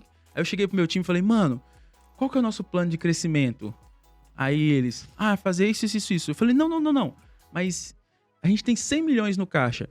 Ah, não, se tivesse 100 milhões, eu ia comprar o concorrente e tal, ia comprar fulano e tal. Eu falei, então você vai fazer isso aí. Vai atrás de comprar essa pessoa. Eu falei, mas e o dinheiro? Ele falou, o dinheiro você deixa que eu resolvo. Então a gente teve até uma dificuldade, até hoje nós temos uma dificuldade muito grande de pensar fora do caixa da empresa. Mas o que também é bom, porque o momento que nós estamos vivendo hoje no mercado de tecnologia, das techs, que é de empresas que só cresceram e não deram lucros, e a gente é a empresa que dá muito lucro, acaba sendo muito atrativo para o investidor, né? Mas o que eu vejo mesmo, mano, é o desafio, tipo, dele acreditar, a falta de fé nele, não é nem em Deus, né? Nem em nada, é um medo mesmo. Não sei se vocês repararam, se vocês já... Com os empresários que vocês conversam, com empresários que vocês conversam, vocês reparam essa parada, assim, começa a perguntar, tipo, quanto que eles têm de dívida e ver você vai ver que ou ele vai falar com muito orgulho que ele não tem dívida. Não, tenho 0 dívida. O que é burrice, porque se você pegar o Fundamentos lá e olhar a Ambev tem 2 bilhões de dívida. Todo mundo tem dívida. Empresas elétricas têm muita dívida, né? Mano, só tipo, que ela tem dívida a juros baixos e receitas a longo prazo. Exato. Né? E eles têm... Eu tenho dívida hoje que eu tenho aplicação que rende mais do que a dívida. Tipo, não faz o menor sentido quitar a dívida. Tipo... chega a ser burrice, sabe? Tipo, E você imagina o americano, Kaiser, por exemplo, que lá a taxa de juros 1% ao ano. Vamos colocar, se até um tempo atrás era 1% ao ano, hoje subiu mais por causa da inflação. O cara captava lá 1% ao ano ou 2% ao ano, e aí ele vinha pro Brasil, ele pegava o empréstimo no banco americano, vinha pro Brasil e emprestava o dinheiro aí a muito mais. A 14, né? A 14, né? Ao ano e não sei o quê. Então ele captava lá 2, vinha pro Brasil e emprestava 13, 14 ao ano, né? Nós temos hoje, ainda fundos japoneses, que é o rendimento os juros é 2% negativo, e que eles aplicam no Brasil bilhões a juros 0. Absurdo. Tipo assim, não, só me devolve o mesmo valor em 5 anos. Não é para devolver um retorno. Então, e o empresário brasileiro, que aqui é o país da oportunidade, aqui é o lugar de fazer dinheiro. Eu falo com todo mundo, eu vou lá nos Estados Unidos, as pessoas ficam bravas, que eu posto assim, mano, eu amo os Estados Unidos, sou apaixonado nos Estados Unidos, isso aqui é um baita no lugar de você aprender a ganhar dinheiro e ir no Brasil ganhar dinheiro, porque aqui você aprende a ganhar dinheiro. E lá no Brasil você ganha dinheiro. Porque lá os caras não brincam. Lá o cara monta uma empresa concorrente da tua e toma prejuízo por 10 anos só pra quebrar você. Aqui no Brasil ninguém faz isso. Ninguém tem coragem de ir até, esse limitezão, assim, sabe? Tipo, é só os caras da Ambev mesmo que tem esse cacife, mas tipo, o resto não tem coragem de fazer esse tipo de hustle takeover, essas paradas assim que só os grandes investidores mesmo têm coragem. Então, tipo, e lá não, lá os caras não brincam, não. Os caras não brincam. Tanto é que a gente vê que as pessoas investem muito mais lá do que aqui. E a gente tá trazendo essa cultura de investimento, das pessoas perderem esse medo, porque o medo existe. Sim. A gente sempre vai ter o medo e a ansiedade que existem e são necessários, mas a gente não pode deixar o medo paralisar. A coragem tem que ser maior que o medo. Sim. Que é exatamente isso que você tá falando. Agora, Kaiser, o que você acha que faz os empresários falirem, quebrarem? A ausência de conhecimento. A Bíblia fala, meu povo padece por falta de conhecimento. Não é por falta de dinheiro, não é por falta de conhecido, não é por falta de networking, não é por falta de nada que não seja conhecimento. Então é por burrice mesmo, por não buscar o conhecimento sobre o assunto. Então, tipo, até no mercado de capitais mesmo, a primeira vez que eu fui brincar na bolsa, mano, meu primeiro mês foi uma delícia. E brincando de day trade, não sei o quê. No outro mês eu tomei uma pancada violenta, eu falei, não quero mais mexer. Aí depois eu aprendi, carteira balanceada, tudo certinho, etc. Então, tipo assim, mas enquanto a gente acaba aventurando sem buscar o conhecimento primeiro. E a gente sabe que, tipo, você primeiro tem que aprender a nadar para depois você pular no mar, né? Tipo, e o que acontece é que a maioria da galera tá pulando no mar. Tipo, a pessoa fala, vou abrir um negócio. Às vezes acontece, daí eu escuto a pessoa falar assim, vou abrir um negócio. Ok, o que você vai abrir? De repente, vou abrir um salão de beleza. Ok, yes. Mas você sabe quanto que você vai gastar, o lugar que você vai abrir, o quanto você vai precisar, né, num giro de caixa ali, né? Como é que funciona esse meio? Porque às vezes a Qual pessoa vai ser o nunca fez. break-even? Quanto mas tempo vai aí, ficar né? sem faturar? Tem tudo Aí ela isso. fala, não, eu vou abrir um salão de beleza. Mas você já trabalhou com isso? Não, mas você sabe como funciona? Porque não é só pegar o espaço e falar, vou Não, alugar. Tem uma série de coisas. Então, vocês não acham que... Eu vejo isso, muito empresário quebra, falando em conhecimento, justamente porque quer abrir um negócio, empreender, mas não sabe E nada muitas sobre das aquilo. vezes, a maioria dos pequenos empresários, eles começam um negócio pensando neles. Então, por exemplo, um cara veio pedir conselho pra mim e ele veio falar assim, mano, eu quero montar uma loja de boia. Eu falei, loja de boia? É loja de boia, porque na minha cidade não tem loja de boia. Aí eu falei, por que você acha que vai dar certo? Mas porque não tem. Aí eu falei, mas se não tem é porque não precisa ter. Tipo, já é um dos motivos. Ninguém pensou, tá muito... Mano, se não tem, se é algo tão óbvio, e peraí, se não tem é porque não precisa ter. É porque as pessoas compram no Mercado Livre. Não, mano, porque tem uma mulher lá que é uma mania que o brasileiro tem que tem um fulano que tá rachando de ganhar dinheiro com isso. Mano, essa ilusão de olhar pro lado e pensar que, nossa, fulano tá bilionário fazendo isso, e não conhece os números da pessoa, e aí a pessoa vai e monta um negócio pensando nela como cliente. Só que ela não é consumidora do produto. E ainda que ela seja consumidora do produto, ela só vai dar prejuízo nela mesma. Então, tipo assim, ela não pode montar um negócio pensando só nele. A maioria da galera monta um negócio pensando, eu vou montar um negócio que eu não achei. Então, tipo assim, mano, no meu bairro não tem um não sei o quê. Aí o cara, eu vou colocar esse não sei o que lá. Só que ele não fez um research, não fez uma pesquisa para entender o porquê que não tem, né? Tipo, por exemplo, pega as lojas Avan. Não sei se você já reparou. Sim, eu moro em Santa Catarina. A estratégia de expansão dele é uma estratégia simples. Agora ele tá indo pro second level dela, mas o primeiro nível da estratégia de expansão dele era cidades polo que não tem grande força de shopping para que a Avan seja como se fosse um shopping. E aí, essa era a estratégia de expansão dele. Então ele não ia colocar em qualquer... mano, vou colocar na cidade aleatória. Não é aleatório, tem estudo, tem tudo, tipo assim, fluxo de pessoas, tem todo um estudo por trás que as pessoas, por falta de conhecimento, acabam falando, mano, eu acho que se eu montar aqui vai dar certo. E eu também underestimate, como que é em português? Estimar para baixo, né? Tipo, faz uma projeção baixa de quanto que ela vai precisar. E isso não pode, isso aí é o que quebra também, porque a pessoa fala assim, eu preciso de... vou montar vou montar esse estúdio aqui. Aí a pessoa fala, eu preciso disso de equipamento e tá ótimo, não preciso de mais nada. Só que aí ele não pensa, tipo, quantos meses vai demorar até os equipamentos se pagar, quanto tempo vai demorar, e quando precisar atualizar, e quando estragar, e quando mudar isso, tipo, a pessoa não faz essas contas nenhuma, não. Aí na hora que chegar essas contas surprise, aí você vai chegar, tipo, surprise! Tipo... Manutenção de peça, não calculei isso. Sabia que suas máquinas depreciam? Depreciação. Eu não sabia disso.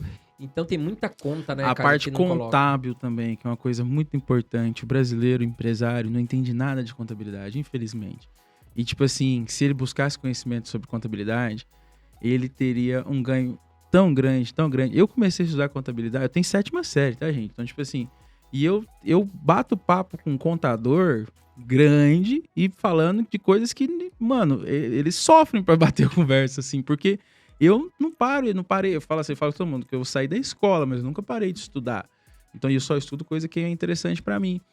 Por exemplo, os meus clientes mesmo. Quem é cliente de uma empresa específica minha, de uma das empresas, uma empresa de private label, que a gente cria o produto com a sua marca e tal, a gente conseguiu um incentivo fiscal com o governo para que todos os nossos clientes, ao invés de pagar 18% de ICMS, eles pagam 1,2% de ICMS. Então, só isso gera uma economia de 16% no faturamento bruto. Isso é lucro. Com certeza. Tipo, é lucro já na hora. Aumentou muito a Aumenta a sua competitividade, você pode embutir isso no preço, ou seja, empurrar esse desconto para o cliente, tornar o produto mais barato, portanto, vender muito mais. Você pode ficar mais competitivo e, assim, atrair muito mais. E é bom para todo mundo. E as pessoas pensam assim, nossa, mas como que conseguiu isso? Tá na lei. Tá lá, tipo... Você só usou a lei a seu favor. A contabilidade a seu favor. Exato, tá lá. Muita gente não sabe. Tá lá, aliás, qualquer um que tiver e-commerce pode fazer isso.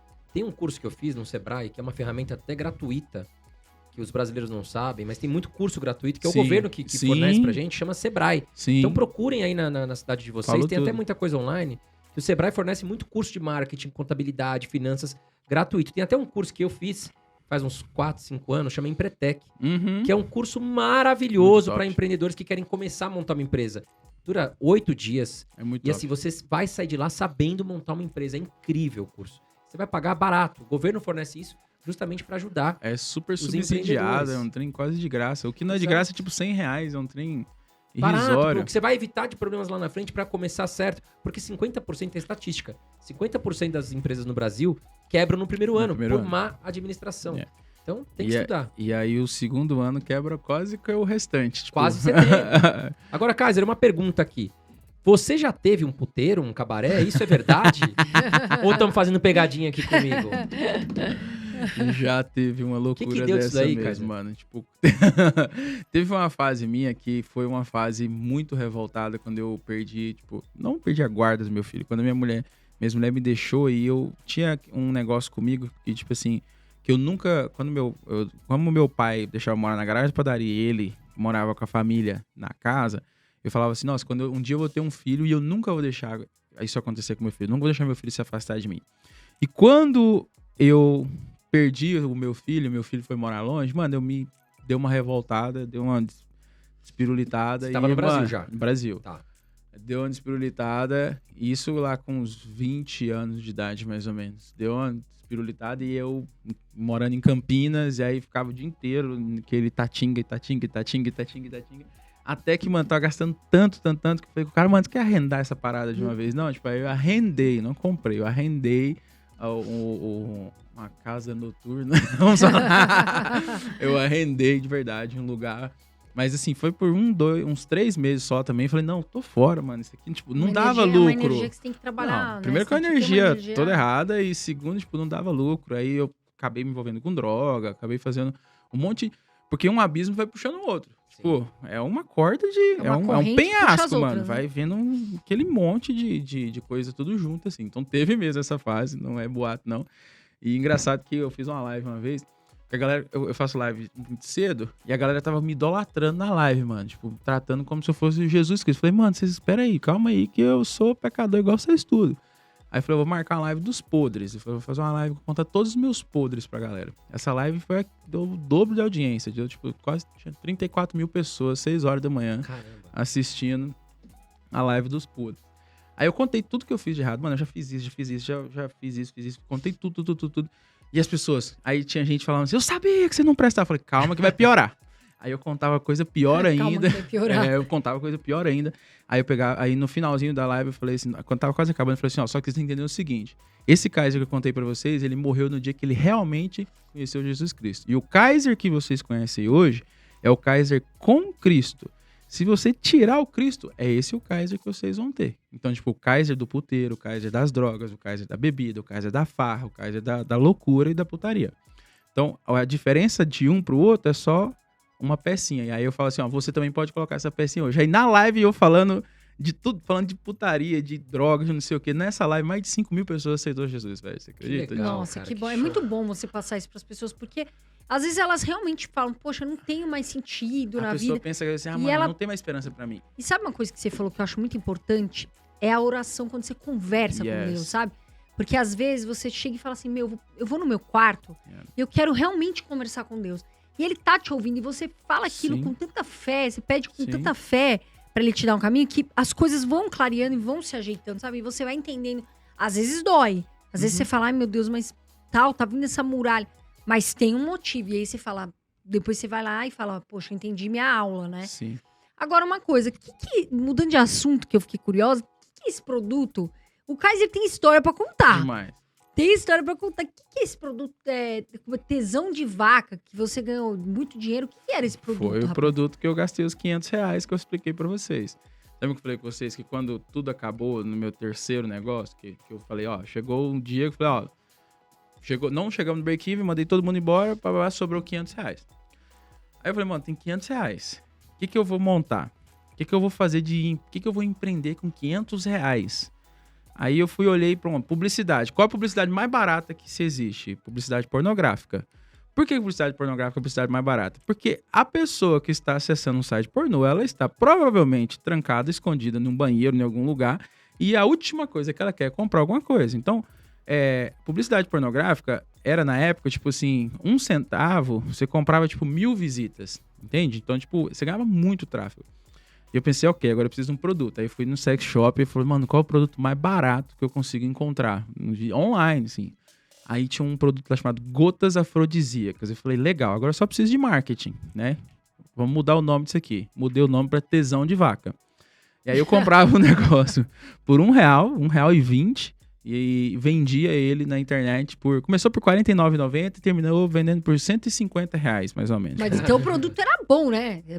O meu marketing era bom. O marketing era bom, né? E o produto não sabemos ainda. Eu brinco. O produto, ele é um produto, vamos dizer assim, ele é como se fosse um energético, pra falar a verdade. E eu falo assim, a gente falava com os clientes, né? Falava, ó, você vai colocar na bebida, tá? Você coloca na bebida da mulher e a mulher vai ficar mais facinho. Mas o produto não vai agir sozinho, ele precisa de um estímulo. Então você tem que ir lá, você tem que conversar com ela, fazer um carinho nela. Aí o cara ia e criava coragem. Então o produto, tipo, ele dava mais... Eu brincava internamente, falando assim, mano, o produto o cara coloca na bebida da mulher, mas é pra dar coragem pra ele. Porque, tipo mais assim... o psicológico entendeu? Do que o produto. E aí, vendeu muito mesmo. Tipo, a gente vendia, tipo, 200 mil por mês, 200 e poucos mil por mês. Até que veio um missionário me visitar. E aí, ele olhou assim, ô, Caio, o que é isso atrás de você? Tipo, um troféuzão, assim, né? Eu falei, esse é um troféu aqui do Arrow e tal. Aí o cara, o que quer dizer? Eu falei, não, quer dizer que eu sou o maior mídia, maior media buyer, né? Aí eu falei, quer dizer que eu sou o maior media buyer adulto do país. Aí ele, o que quer dizer isso? Eu falei, eu sou o maior media buyer adulto do país. Ele, o que quer dizer? Eu falei assim, que eu sou o maior comprador de publicidade pornográfica do país. Aí ele, mas você não é cristão? Eu falei, sou. Aí ele, não combina, né, irmão? Tá errado, né? Eu, verdade, você tem razão. Eu falei, desliguei tudo, mano.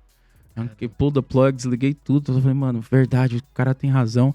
Aí eu fui pra casa e falei, Deus, agora eu sou digno de você, porque eu já tinha conseguido por força própria parar de fumar, porque eu fumei durante 13 anos, eu tinha conseguido parar de beber, já não traía minha esposa, já não fazia... Então, aí eu cheguei pra casa e falei, mano, Deus, agora eu sou digno de você, me dá as suas bênçãos, né? E aí as contas começaram a vir e as coisas... Não aconteceu nada.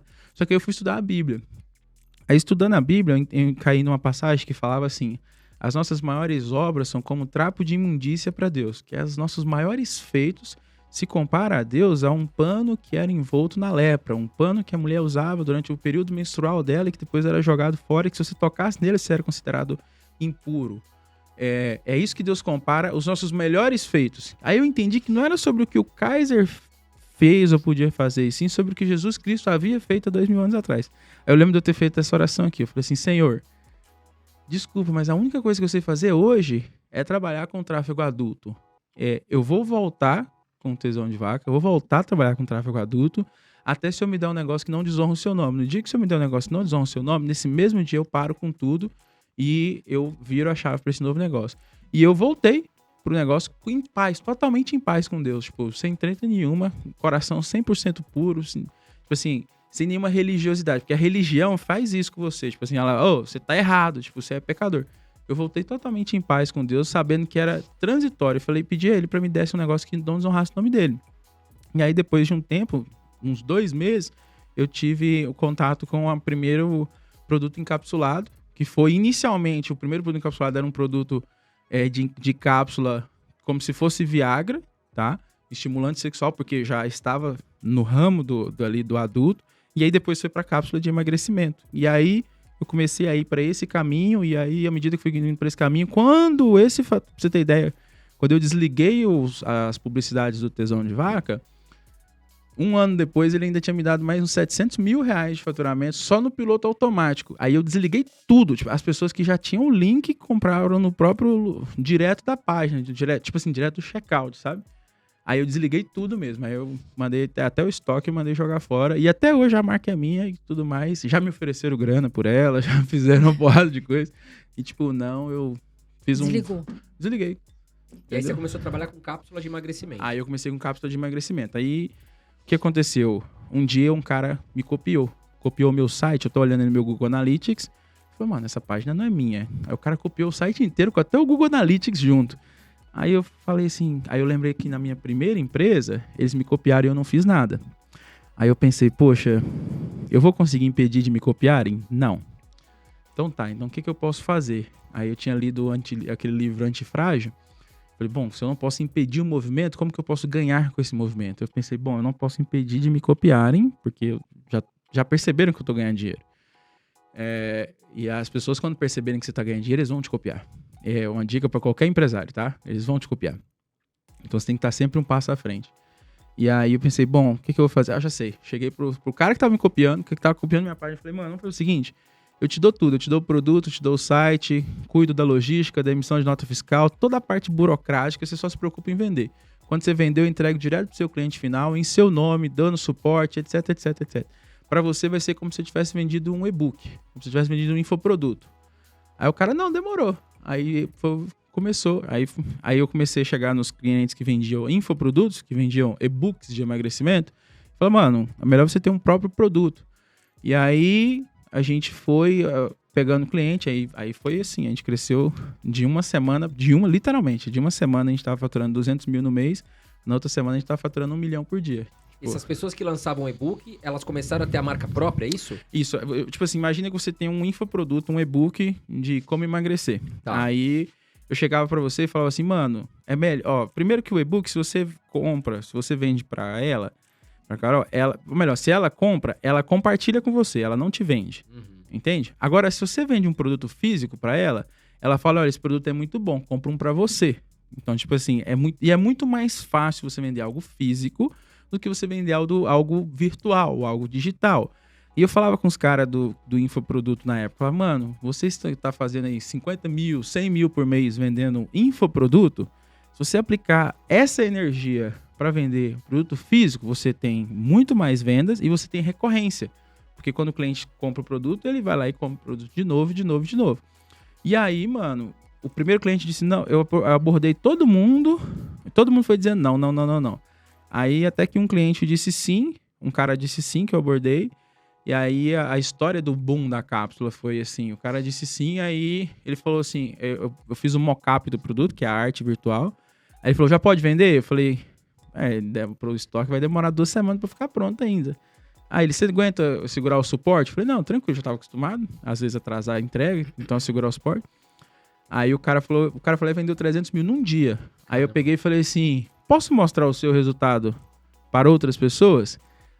Não, eu devia ter feito isso, eu não tava pronto para aguentar todo mundo, sabe? Mas o ego, a ferida de ter sido rejeitado, né, por todo mundo, acabou falando mais forte.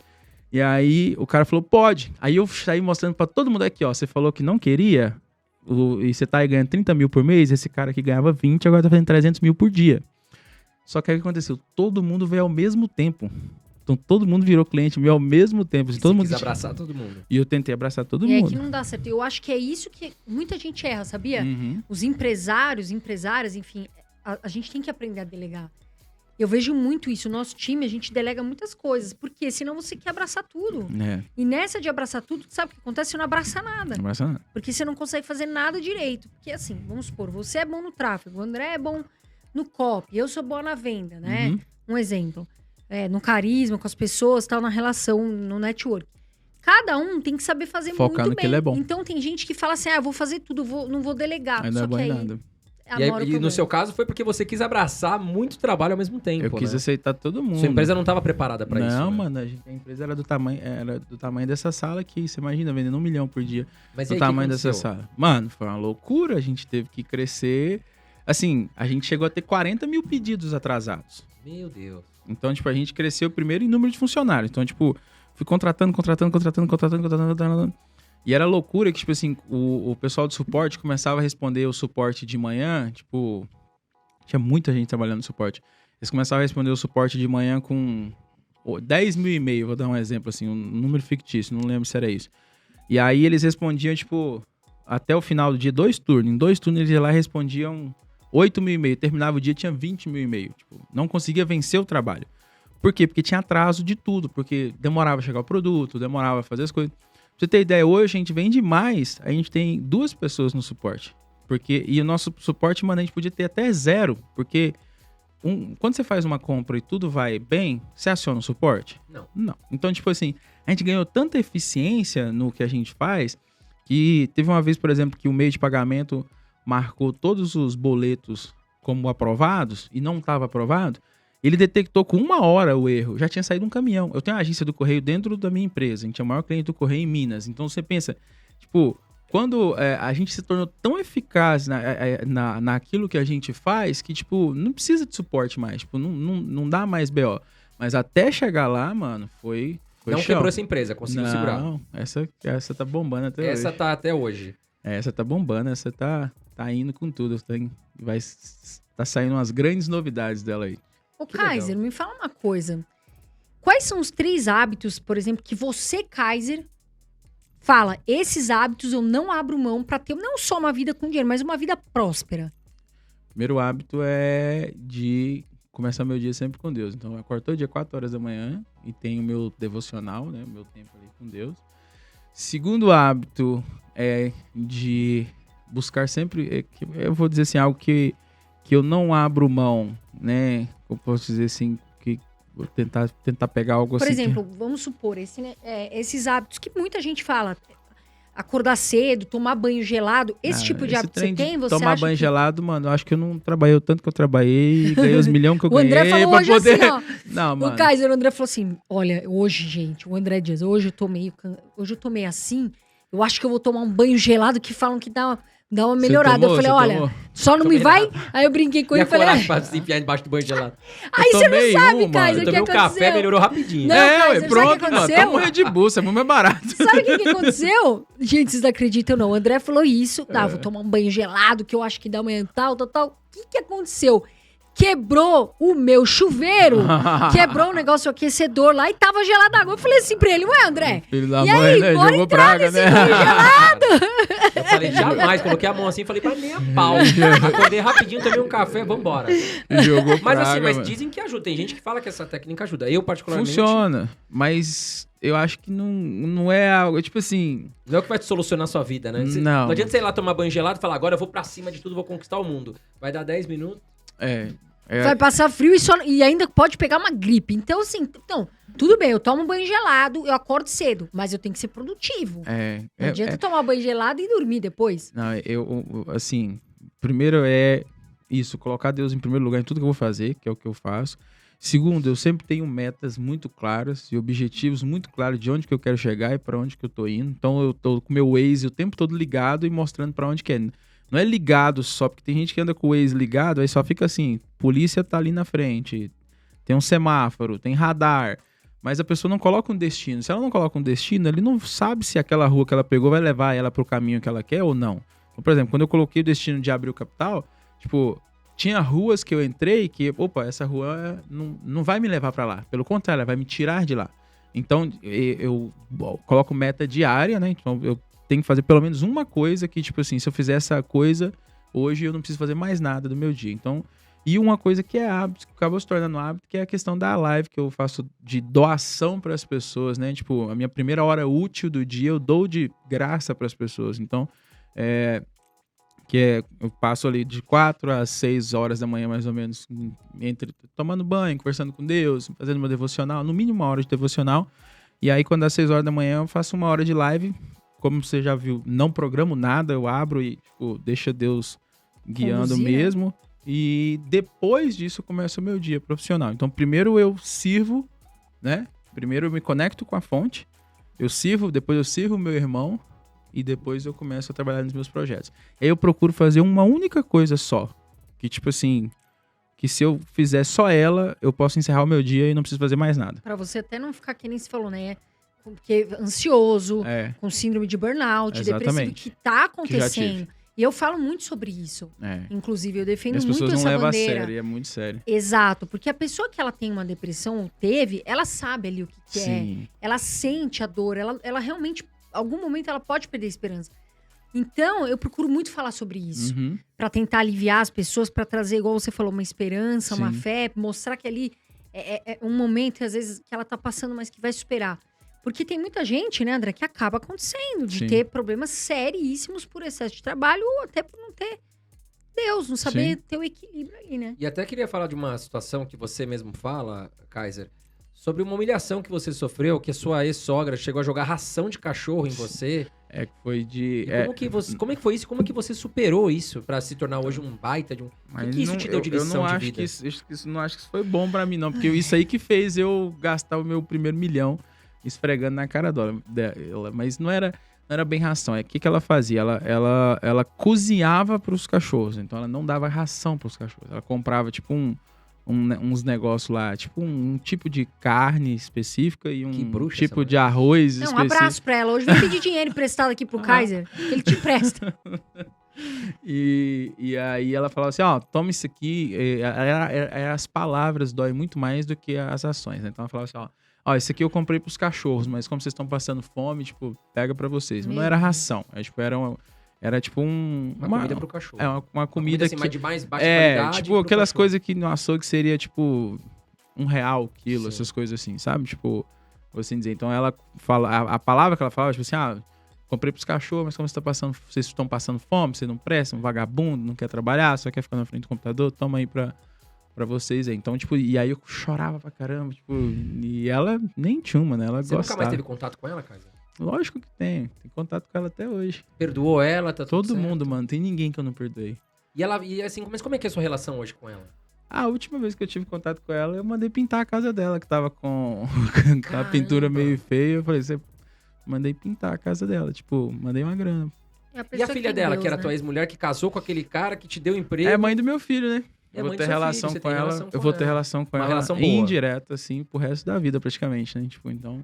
Que lição que você deu nas duas, hein? Porque assim, nada contra hoje eles vivem a família inteira com o dinheiro do meu filho, né? Então, tipo, ninguém trabalha. Olha isso. Então, tipo, eles vivem... Olha como o mundo dá volta. O mundo dá muitas voltas. Que história de vida isso, né? E se você tá gostando aqui do nosso episódio com o Kaiser, não deixe de comentar aqui embaixo com a gente. Curte também o vídeo, tá certo? Que é muito importante pra gente, tá certo? Já deixa a sua pergunta aqui, né? Aliás, você hoje trabalha no regime CLT ou você é empreendedor? Comenta aqui embaixo que é muito importante pra nós, tá certo? E aí, Carol, qual o próximo assunto? Eu acho que algo importante, assim, o Kaiser falou muito sobre o Brasil, ele acredita no Brasil, né? Nos brasileiros, das pessoas verem a oportunidade. Como é que você vê o Brasil daqui 10 anos, Kaiser? Eu vou dizer como é que eu gostaria de ver o Brasil, tá? Porque precisa que o brasileiro acredite nele para que a gente possa ver o Brasil desse jeito. Eu gostaria de ver o Brasil explorando o potencial que ele tem, que é ele plantando o que ele pode plantar, né, que outros países não podem. Então, por exemplo, os Estados Unidos não pode plantar o que o Brasil pode plantar. Aqui no Brasil, tudo que se planta, colhe, que tudo dá certo. Eu gostaria de ver o brasileiro acreditando mais, empreendendo mais, preocupado com resolver os problemas da sociedade, porque a gente empreender é resolver problema, é amar problema, né? Você ganha dinheiro quando você resolve problema. Então, eu gostaria de ver realmente os brasileiros, tipo, buscando, sendo apaixonados por resolver problema, tornando o Brasil como um Japão da vida. Que, tipo, empreender aqui é muito fácil. É muito fácil. Eu falo com todo mundo, porque aqui tem muito problema. Então tem muita coisa. Tipo, na pandemia, a gente criou uma empresa nova. E essa empresa, tipo, cresceu, explodiu, tem patente agora mundial, tá? Foi para os Estados Unidos, vendia um pedaço dela nos Estados Unidos por $2 milhões. Então, tipo, num negócio que nasceu no meio da pandemia. Então, tipo, enquanto umas pessoas estão só reclamando e vendo problemas, outros estão pensando, ok, como que eu posso resolver esse problema? Eu gostaria de ver o brasileiro pensando em como que eles podem resolver os problemas com a mesma força que eles apontam os problemas. Porque, mano, eles são muito bons em apontar os problemas. O brasileiro, ele consegue, mano, tem um defeito ali. Mas ele não fala assim, como é que resolve esse defeito? Isso que eu ia falar. Gente, eu tava lendo uma frase outro dia e faz todo sentido. Se você vê um problema na sua empresa, traz uma solução, sai da caixa. Sai da caixa, voa. Porque assim, você tem que sair da zona de conforto. Apareceu um problema aqui. Beleza, Carol. Já vem com a solução que você facilita muito a sua vida e a do empresário. Sim. Agora, se você vier aqui, né, tem um problema, mas e agora? O que a gente vai fazer? Você perde um tempo e você não consegue... E aí a culpa é de alguém. Você não consegue se responsabilizar. Culpa. Então, sai da caixa. Acho que um dos principais pontos é você realmente... E é o que a empresa espera. Trazer a solução, né? Trazer a solução e falar assim, olha, fala assim, ó, eu trouxe aqui, eu vou ajudar, tô pronto. É por isso que eu fui promovido no meu primeiro dia trabalhando pro italiano, que foi lá. Porque eu cheguei e tinha, tipo, 20 pessoas trabalhando, preenchendo cheque na empresa dele. Tinha 20 pessoas preenchendo cheque de 2 lados da mesa, assim. Aí ele falou assim, eu preciso que você faça isso. Eu falei, aí eu olhei, o que esse pessoal tá preenchendo cheque? Não tinha nada a ver com o que eu tinha que fazer. Aí eu, mas por que tanta pessoa preencher cheque? Aí eu peguei, fui na loja aqui, comprei uma impressora, comecei a imprimir, testar, fiz um negócio. Qual é a planilha? Eles tudo com a planilha, conferindo, preenchendo cheque na mão. Um monte de cheque, mano. Tipo, um monte de cheque. Aí eu peguei, tal, fiz um sisteminha. Falei, me empresta a planilha. Coloquei a planilha. Falei, posso arriscar umas folhas de cheque? Ele, se você souber o que você tá fazendo, no máximo 2. Aí coloquei, pá. Peguei a planilha e coloquei. Saiu todos os cheques na hora. Aquelas 20 pessoas não perderam o emprego delas. Arrumaram outras coisas para elas fazer. Só que na mesma hora, o chefe falou assim, você não precisa ficar como programador não, você pode ser agora já o diretor, já vai para o próximo nível já. Então, tipo, é você ver um problema que você consegue resolver e você resolver esse problema. A nossa empresa incentiva as pessoas a errarem e incentiva eles a resolverem os problemas. A gente tem um framework do erro lá na empresa. Então, porque um ambiente que não é passível de erro é um ambiente que não tem como crescer. Então, se você não permite o erro dentro da sua empresa, esquece, você nunca vai crescer. Tem gigante dentro do Facebook, tem um quadro Run Fast and Break Things. Tipo, corre rápido e quebra as coisas. Se você não estiver quebrando as coisas, você está andando devagar. Você está andando muito lento, né? Tem aquela famosa frase, se você não tiver vergonha da primeira versão do produto ou serviço que você colocou no mercado, você colocou ele tarde demais. Você vê hoje, por exemplo, a Jope mesmo, que agora está nos mercados americanos, no mercado asiático, etc., que é uma empresa que a gente criou no início da pandemia, que tem a patente do dispensador é o pedal gel, etc. Você vê, o primeiro, mano, era um caixote de ferro, a coisa mais grotesca que a gente tem lá na empresa. O primeiro, o segundo, o terceiro, o quarto e o quinto, tem todas as versões lá. E aí as pessoas falam assim, e agora? Tá perfeito? Não, e nunca vai estar. Porque tem sempre um ponto de melhoria, você sempre vai poder ser melhor do que foi no dia anterior. Só que você não precisa esperar você ter a perfeição para você poder colocar para fora, para você poder agir. E o que impede muita gente de agir também, eu creio, que é essa tentativa de alcançar a perfeição inexistente. Então, tipo assim, os perfeccionistas, primeiro que se tiver perfeccionista na sala, você fala que nós expulsamos o demônio do perfeccionismo na hora, tá? Porque não existe, o perfeccionismo é um demônio, que ele retarda a prosperidade. Ele impede você de fazer e de você realizar as coisas, porque você fica assim, não, eu preciso mudar isso, peraí, eu ainda não tenho a câmera certa, ainda não tenho... Mano, olha todo mundo que deu certo, eles começaram com o que eles tinham na mão deles. Pode olhar qualquer um que teve grande resultado. Ele não já começou com aquilo grande. Ele começou com aquilo que ele tinha lá na mão na hora e pronto. Entende? Tipo, e as pessoas acabam retardando isso. Então eu espero que o brasileiro, de verdade, ele acorde e perceba que aqui temos todas as oportunidades, muito mais do que lá fora. E nós temos ainda um negócio que eu chamo máquina do tempo, né? Que a gente pode ir lá fora, ver como que o mundo tá há 10 anos. Então, quando a gente vai para fora, a gente vê como que é o futuro. E aí você volta para cá, é como se você voltasse pro passado, com informações do futuro. Então, tipo assim, você volta para cá e aplica aqui as soluções para os problemas que os caras aplicaram lá. Então, o meu primeiro milhão e as coisas que eu faço, eu vou nos Estados Unidos, eu vou na Europa, eu vejo como que eles resolveram os grandes problemas deles. E eu venho e eu estudo, aí tem um segredo. Aí eu vejo como que eles resolveram aquilo, como que era aquilo há 10 anos atrás. Não como que é aquilo hoje. Porque se você chegar e tentar implementar a solução de hoje, aqui você está falando de colocar uma coisa 10 anos na frente no lugar, vai dar errado. Mas como que eles começaram a implementar aquilo? Como que eles começaram a corrigir aquilo? Então pega naquele timing, coloca o tropical, tem que tropicalizar, colocar o tempero brasileiro, e aí você coloca e implementa aqui no Brasil. Aí você dá muito certo, dá muito dinheiro. Dá muito dinheiro. Eu fiz muita grana mesmo, assim. Tipo, simplesmente indo e... Por exemplo, eu tô investindo num ramo agora, simplesmente indo nos Estados Unidos e observando coisa boba. Gândula do Walmart, mano. Olhei a gândula do Walmart um ano, tava de um jeito. Aí eu, legal. No outro ano tava de outro jeito. No terceiro ano tava de outro jeito. Eu, ok. Investe tudo que eu tenho nesse ramo aqui, investe tudo nesse setor, porque isso aqui vai explodir no Brasil. E agora tá explodindo no Brasil. Tá começando a explodir no Brasil. Então, tipo, são coisas que essa é máquina do tempo. A gente tem esse poder, entende? A gente tem esse poder de ir lá e a gente tem a criatividade. Todo brasileiro sabe que ele é muito criativo. Não, quando precisa, então... Rapaz, se dá cuspe barbante Durex pra um brasileiro, ele resolve quase todos os problemas do mundo. Na pandemia, a gente viu muito coragem, isso, né? Como você falou, né, Kaiser? Falta coragem pro empreendedor. E foi o que você falou, me veio o Whindersson na cabeça. Que ele começou com uma câmera ridícula, e hoje quem é o Whindersson, né? O maior humorista, acredito eu, ele, o Carlinhos do Brasil. Maia, todo mundo. Começaram todo mundo com que pouco. É grande começou do jeito que tava, mano. E foram em frente. Agora tem uma polêmica aqui. Você fique à vontade em responder ou não. Mas o nome Ryan Santos, o que representa pra você e o que aconteceu entre vocês? Mano, não aconteceu nada entre eu e o Ryan. E o nome não representa nada pra mim, a não ser inveja. Porque o Ryan, eu já conheço o Ryan já há muito tempo, então, tipo... Ele é o que a gente chama de hater profissional, né? Ele gosta de atacar pessoas que é maior do que ele. Então, quando ele começou a me atacar, eu fiquei até feliz. Eu falei, caraca, mano, o cara já viu que eu tô maior do que ele. Não é competição pra mim, não tô nem aí, não tem nem tchum, tipo, nem ligo, tipo... Porque hater pra mim, mano, ele é um consultor gratuito que está ali apontando falhas na tua empresa, no teu processo, procurando lá 24 horas uma falha em você. Aí o cara vai falar, seu cadastro tá desamarrado. Aí você vai e olha. Se tiver desamarrado, amarra. Se não tiver desamarrado, ignora. Então, o meu comportamento ele te ajuda ainda, né? O meu comportamento com hater tinha que estar na minha folha de pagamento, mano.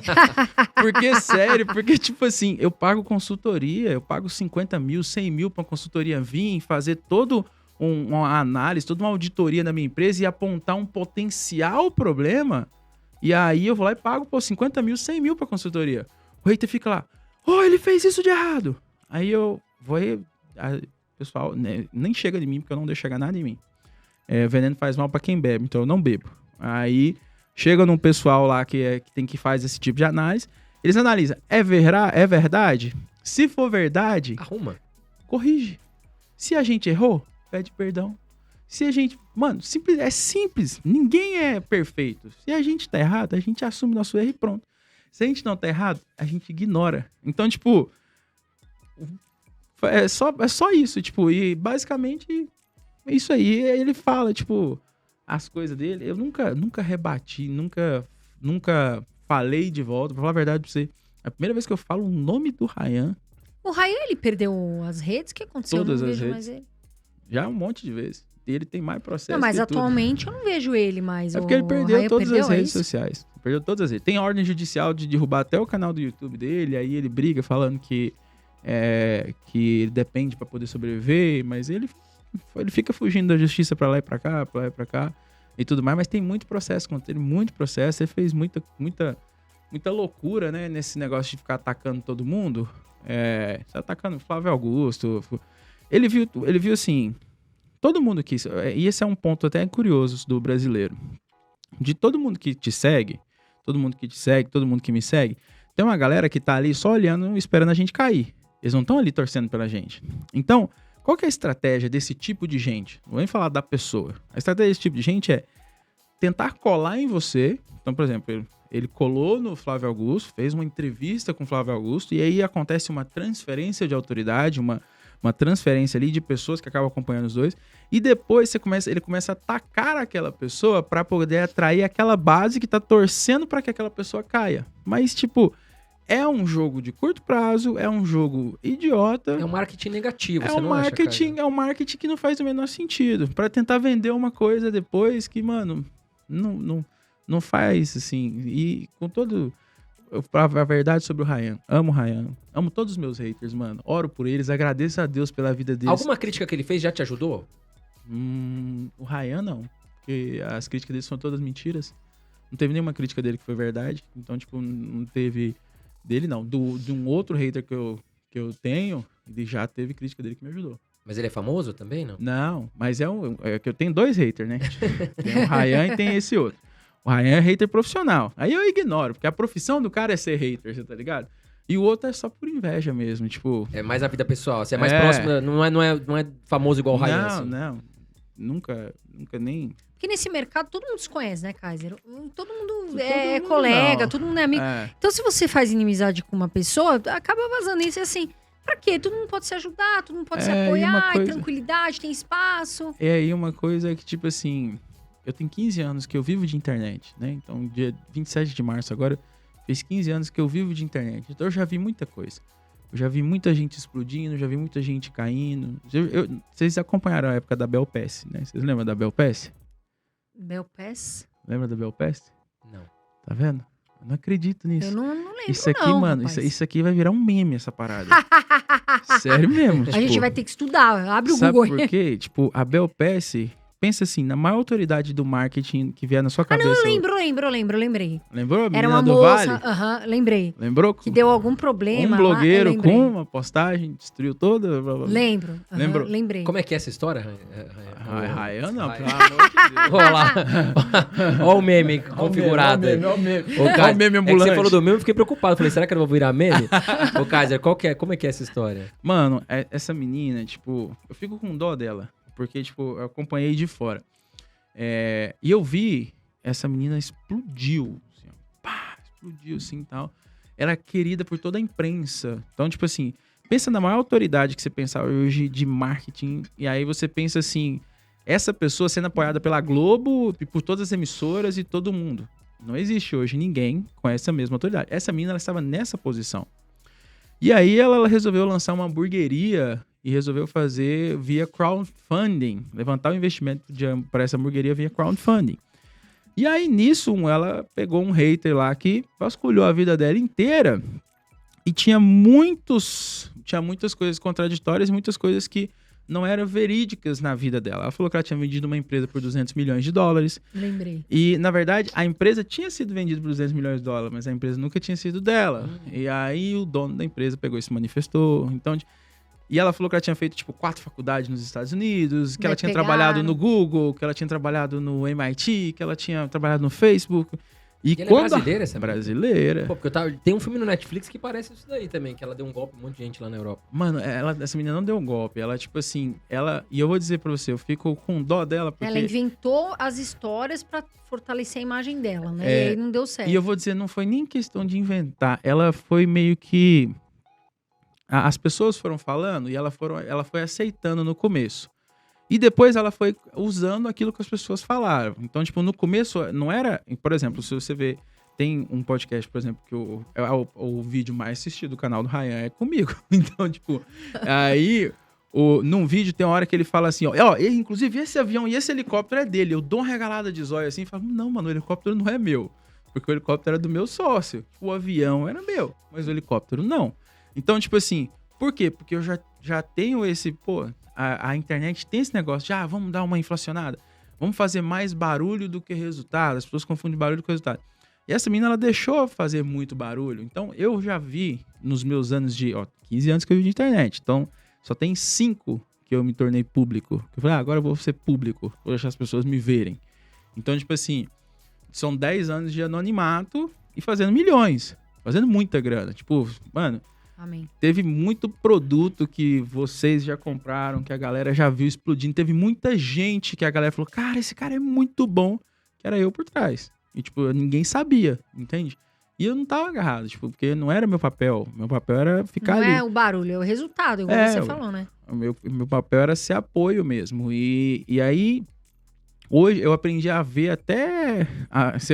sabe quando você começa a acompanhar gráfico de bolsa demais, você consegue ver o padrão de quando as ações vai cair? Sim. Então você começa a ver os padrões até de quando a pessoa vai cair. E é bíblico, que a Bíblia já fala, o orgulho e a soberba precede a ruína. Então quando você vê alguém com orgulho extremamente alto, a soberba extremamente alto, a Bíblia já falou. Precede, ou seja, antecede, a próxima coisa que vai acontecer é ruína, a queda. Então, tipo... O que acabou acontecendo, e olha como que aconteceu, ela ainda estava numa turnê no Vale do Silício, com um monte de gente pagando uma grana pesada para ela, quando toda a bomba estourou e toda a verdade veio à tona. E veio por um blogueiro anônimo, assim, mano, tipo, do nada. E ela tinha uma empresa, mano, o nome da empresa era o nome mais criativo que eu já tinha visto o nome da empresa, eu achava muito massa o nome, que era Faz, F-A-Z, e Inova, de inovar. Só que quando você junta as duas palavras, vira Fase Nova. Então, tipo, era uma coisa muito legal o trocadilho do nome da empresa e tudo mais. Mas, como eu disse, vocês dois são da área, conhecem o mercado, vocês conhecem todo mundo. Eu sei, ninguém lembra dela mais. Ela morreu. E o Rayan, como você disse, morreu também. Ninguém lembra dele mais. Agora, não tem nem rede social mais. Então, eu percebi, porque às vezes eu vi algumas coisas assim, daí eu notei isso. Eu lembro que ele falava muito das viagens e tal, eu notei que realmente aconteceu isso. Agora, falando de investimento, ô Kaiser, hoje, você investe o seu dinheiro na bolsa? Como que você investe o seu dinheiro? Eu já investi, já tive carteira bem balanceada, tudo certinho, já tive carteira gestida por Wealth Management e tudo mais. Hoje, no momento que eu estou 100% nas minhas empresas. Eu passei os últimos 24 meses, 24, 26 meses, comprando a parte de todos os meus sócios. Então eu vim limpando o cap table. Eu tava com, tipo, 37%, por exemplo, da KPG, que é a minha holding principal, que é a dona de tudo. Hoje eu tô com 98% dela. Então, tipo, nos últimos 26 meses aproximadamente, eu venho limpando e comprando as ações de todo mundo, investindo tudo nas minhas próprias empresas. Né? Você tá empreendendo... Não, limpando o cap table mesmo, comprando porcentagem mesmo. Comprando porcentagem de sócios. Comprando participação. E esses 2% você não comprou ainda porque o cara é muito duro? Não, esses 2% são duas pessoas que eu dei de presente. 1% para um, 1% para outro. Eu concluí o meu equity plan, minha limpeza de cap table. Então, tipo, em uma empresa eu adquiri 100% das ações, que é essa que está no mercado asiático, no mercado americano, que é a da patente. Em outra empresa eu adquiri todas as ações também que eu queria comprar. E na principal, que é a holding mãe, eu também adquiri todas as ações que eu queria comprar. Então, ele fez toda a limpeza do cap table. Aí agora eu concluí a limpeza do cap table. E agora é a fase que eu posso... Agora que é a fase do realizar mesmo, né? Que agora a gente já tá todo pronto para IPO, todas as coisas, tudo bonitinho, tudo organizado, etc. Cheguei sábado. Cheguei sábado no Brasil... Depois de passar na Nasdaq e na New York Stock Exchange para a abertura de capital da minha empresa lá nos Estados Unidos. KPG. Bripe, tá. Bripe é uma empresa do grupo KPG. Bripe é uma empresa do grupo KPG. Tá. Eu queria abrir o capital da KPG. Essa era a minha intenção. Mas você sabe que na multidão de conselhos se encontra sabedoria, né? E todos os bankers do mundo... Todo mundo foi contra isso. Não é que eles foram contra. Falou, cara, você pode fazer o que você quiser. Você é dono. Só que você vai deixar muito dinheiro na mesa.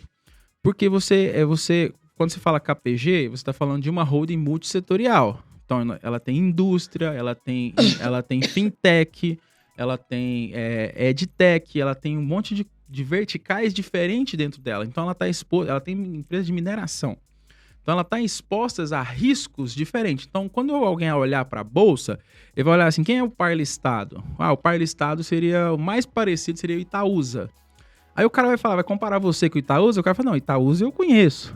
Então, tipo assim, Itaúsa é muito seguro, eu vou investir no Itaúsa, não vou investir em você. Então, você tem um desconto muito grande para a holding. Se você optar por listar uma por uma, vai te dar um trabalho muito maior, mas você vai faturar muito mais. Porque, por exemplo, você lista, por exemplo, a fintech primeiro, que é a que tá mais hypada, tá todo mundo querendo, tá um apetite assim. Mano, ofereceram 4,7 bilhões na empresa. Então, tipo, tá um apetite gigantesco por ela. Então, se faz o IPO dela. Terminou o IPO dela, entregou os seus entregáveis, que depende de você, da sua pessoa, vai pro IPO da próxima, ou bota o seu time para fazer o IPO da próxima. Bota o outro para fazer o IPO da outra e outra. E aí, se no futuro você quiser, você faz o IPO da sua holding principal. E aí sim, você tem uma empresa igual hoje o Itaú tem. Você pode comprar YouTube, né? Ou você pode comprar Itaúsa. Então, eles me convenceram a fazer 4 dual tracks, não é nem IPO.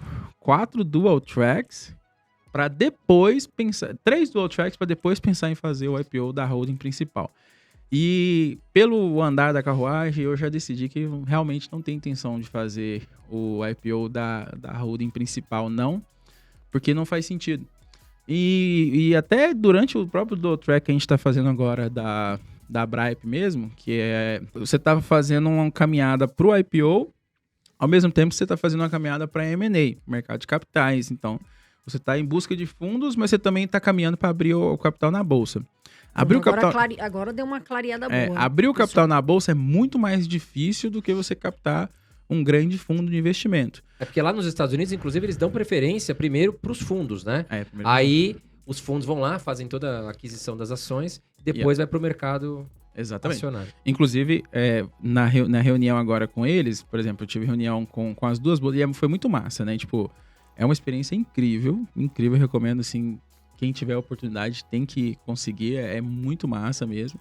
E eles explicando, por exemplo, o pessoal da New York Stock Exchange, né, que é a Bolsa de Nova York, explicando que a diferença deles para a Nasdaq é que, por exemplo, eles têm um humano lá defendendo a sua posição. Eu falei, mas como assim um humano defendendo a sua posição? Eu não sei se vocês sabem disso, mas eles têm uma empresa lá dentro chamada Citadel. Eles têm, acho que 3 ou 4 empresas de securities lá dentro. E, literalmente, eles têm lá dentro day traders profissionais. Eu nem sabia que isso existia. Day traders profissionais operando e defendendo a posição da sua empresa. Por exemplo, aí o cara me chamou, o cara me explicando, tem até o vídeo do cara me explicando, por exemplo, um dia eu tô aqui, mano, é a Vale, e o cara que ele é responsável por todas as empresas brasileiras lá, Petrobras, Vale, não sei o que. Um dia eu tô aqui e a Vale começa a despencar. E aí eu começo a comprar. Ele é obrigado a comprar. Para defender a posição. Para defender a posição, para diminuir a perda. E aí a Vale começa a cair. Aí eu fui descobrir que é a barragem lá que estourou lá não sei aonde. E a gente foi obrigado a comprar, porque o nosso contrato exige que a gente tem que comprar. Então, entenda que essa defesa de posição poderia ter... Se não tivesse essa defesa, talvez poderia ter zerado ela na bolsa, poderia ter matado ela. Porque o pânico do investidor... É sair se livrando. Ele vai jogando fora.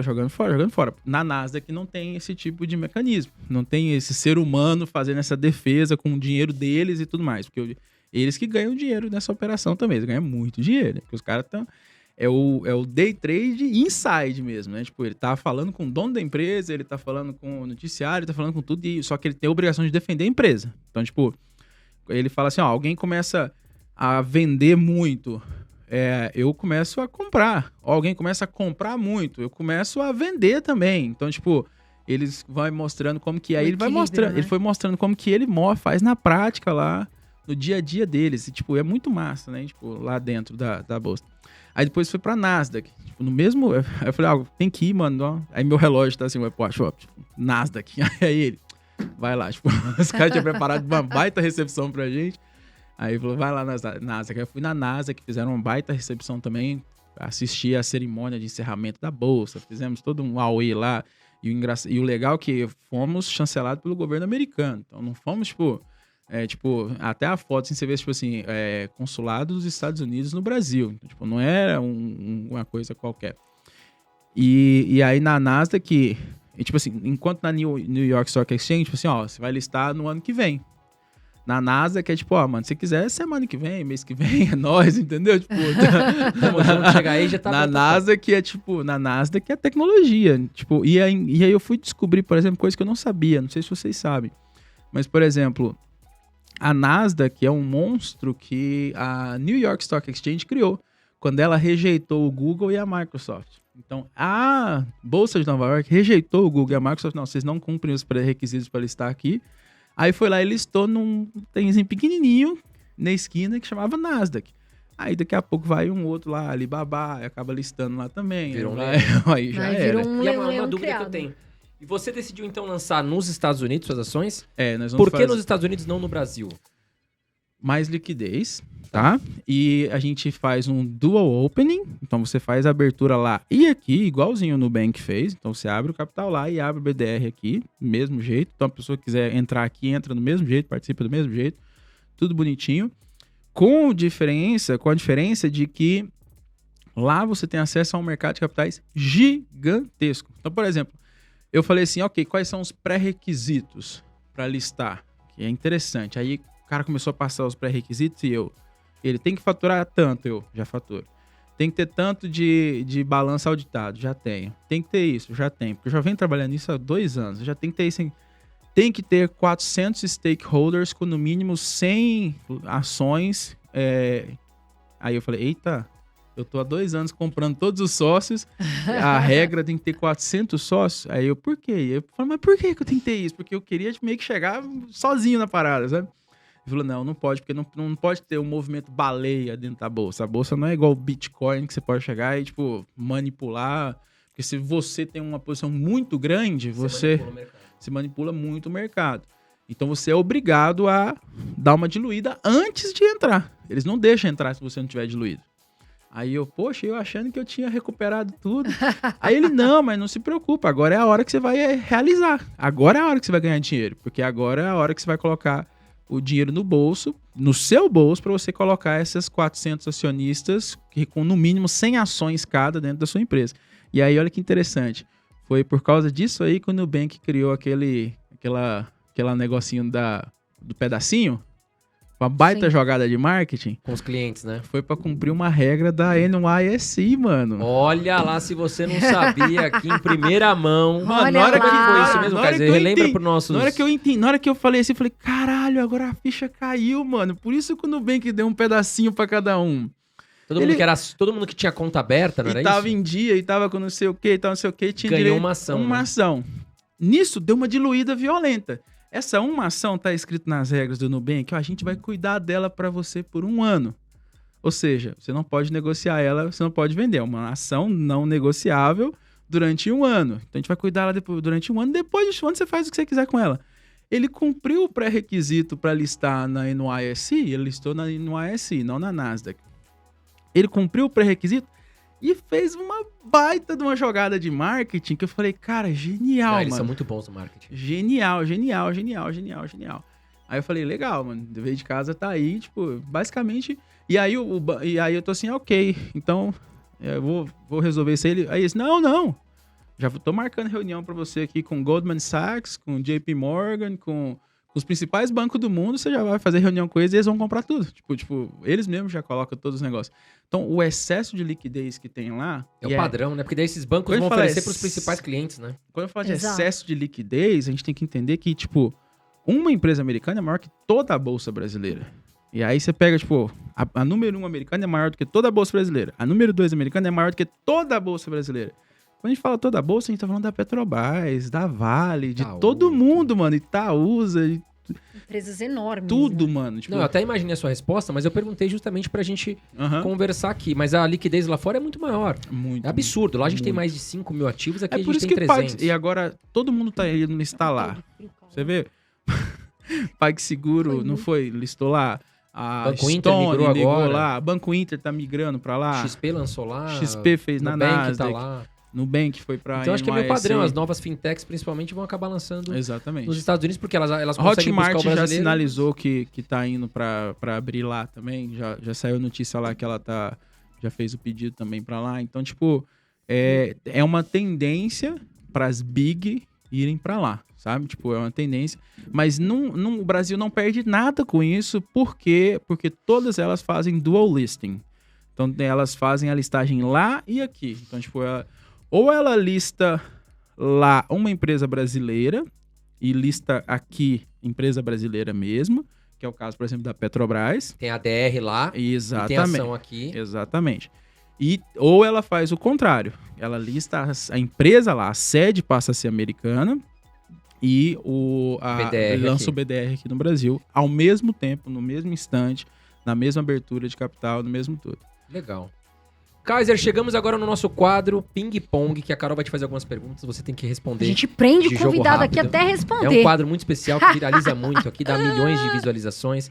E quem patrocina esse quadro, Momento Touro, né, que é o nosso Ping Pong, é a Touro Investimentos, corretora no Brasil que eu invisto, que a Carol investe. Detalhe, tem aí curso de ações e curso de fundos imobiliários para você. O que você vai fazer?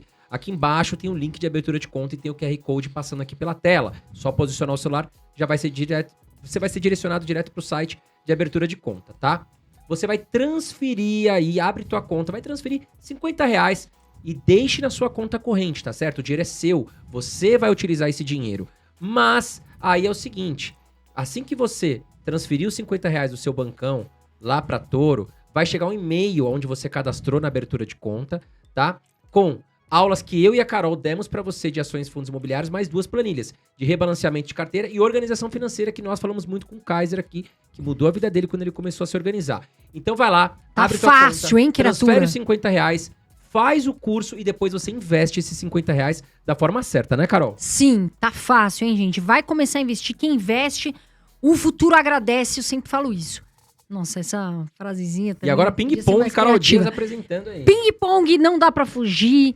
Aqui é o seguinte, Anitta ou Gustavo Lima? Tal e tal. Aí não dá pra fugir. Ah, tá. Responder. Tem que escolher entre uma opção e outra. Um ou outro. Isso. Ok. Banho gelado ou quente? Quente. Papo de coach, funciona ou não? Funciona. Empreender ou investir na bolsa? Eita. Hoje, investir na bolsa. Prefere o Brasil ou os Estados Unidos? Estados Unidos. Pra viver. Posso me defender, né? Que é pra viver. Claro. Pra viver, eu prefiro os Estados Unidos. Pra empreender, eu prefiro o Brasil.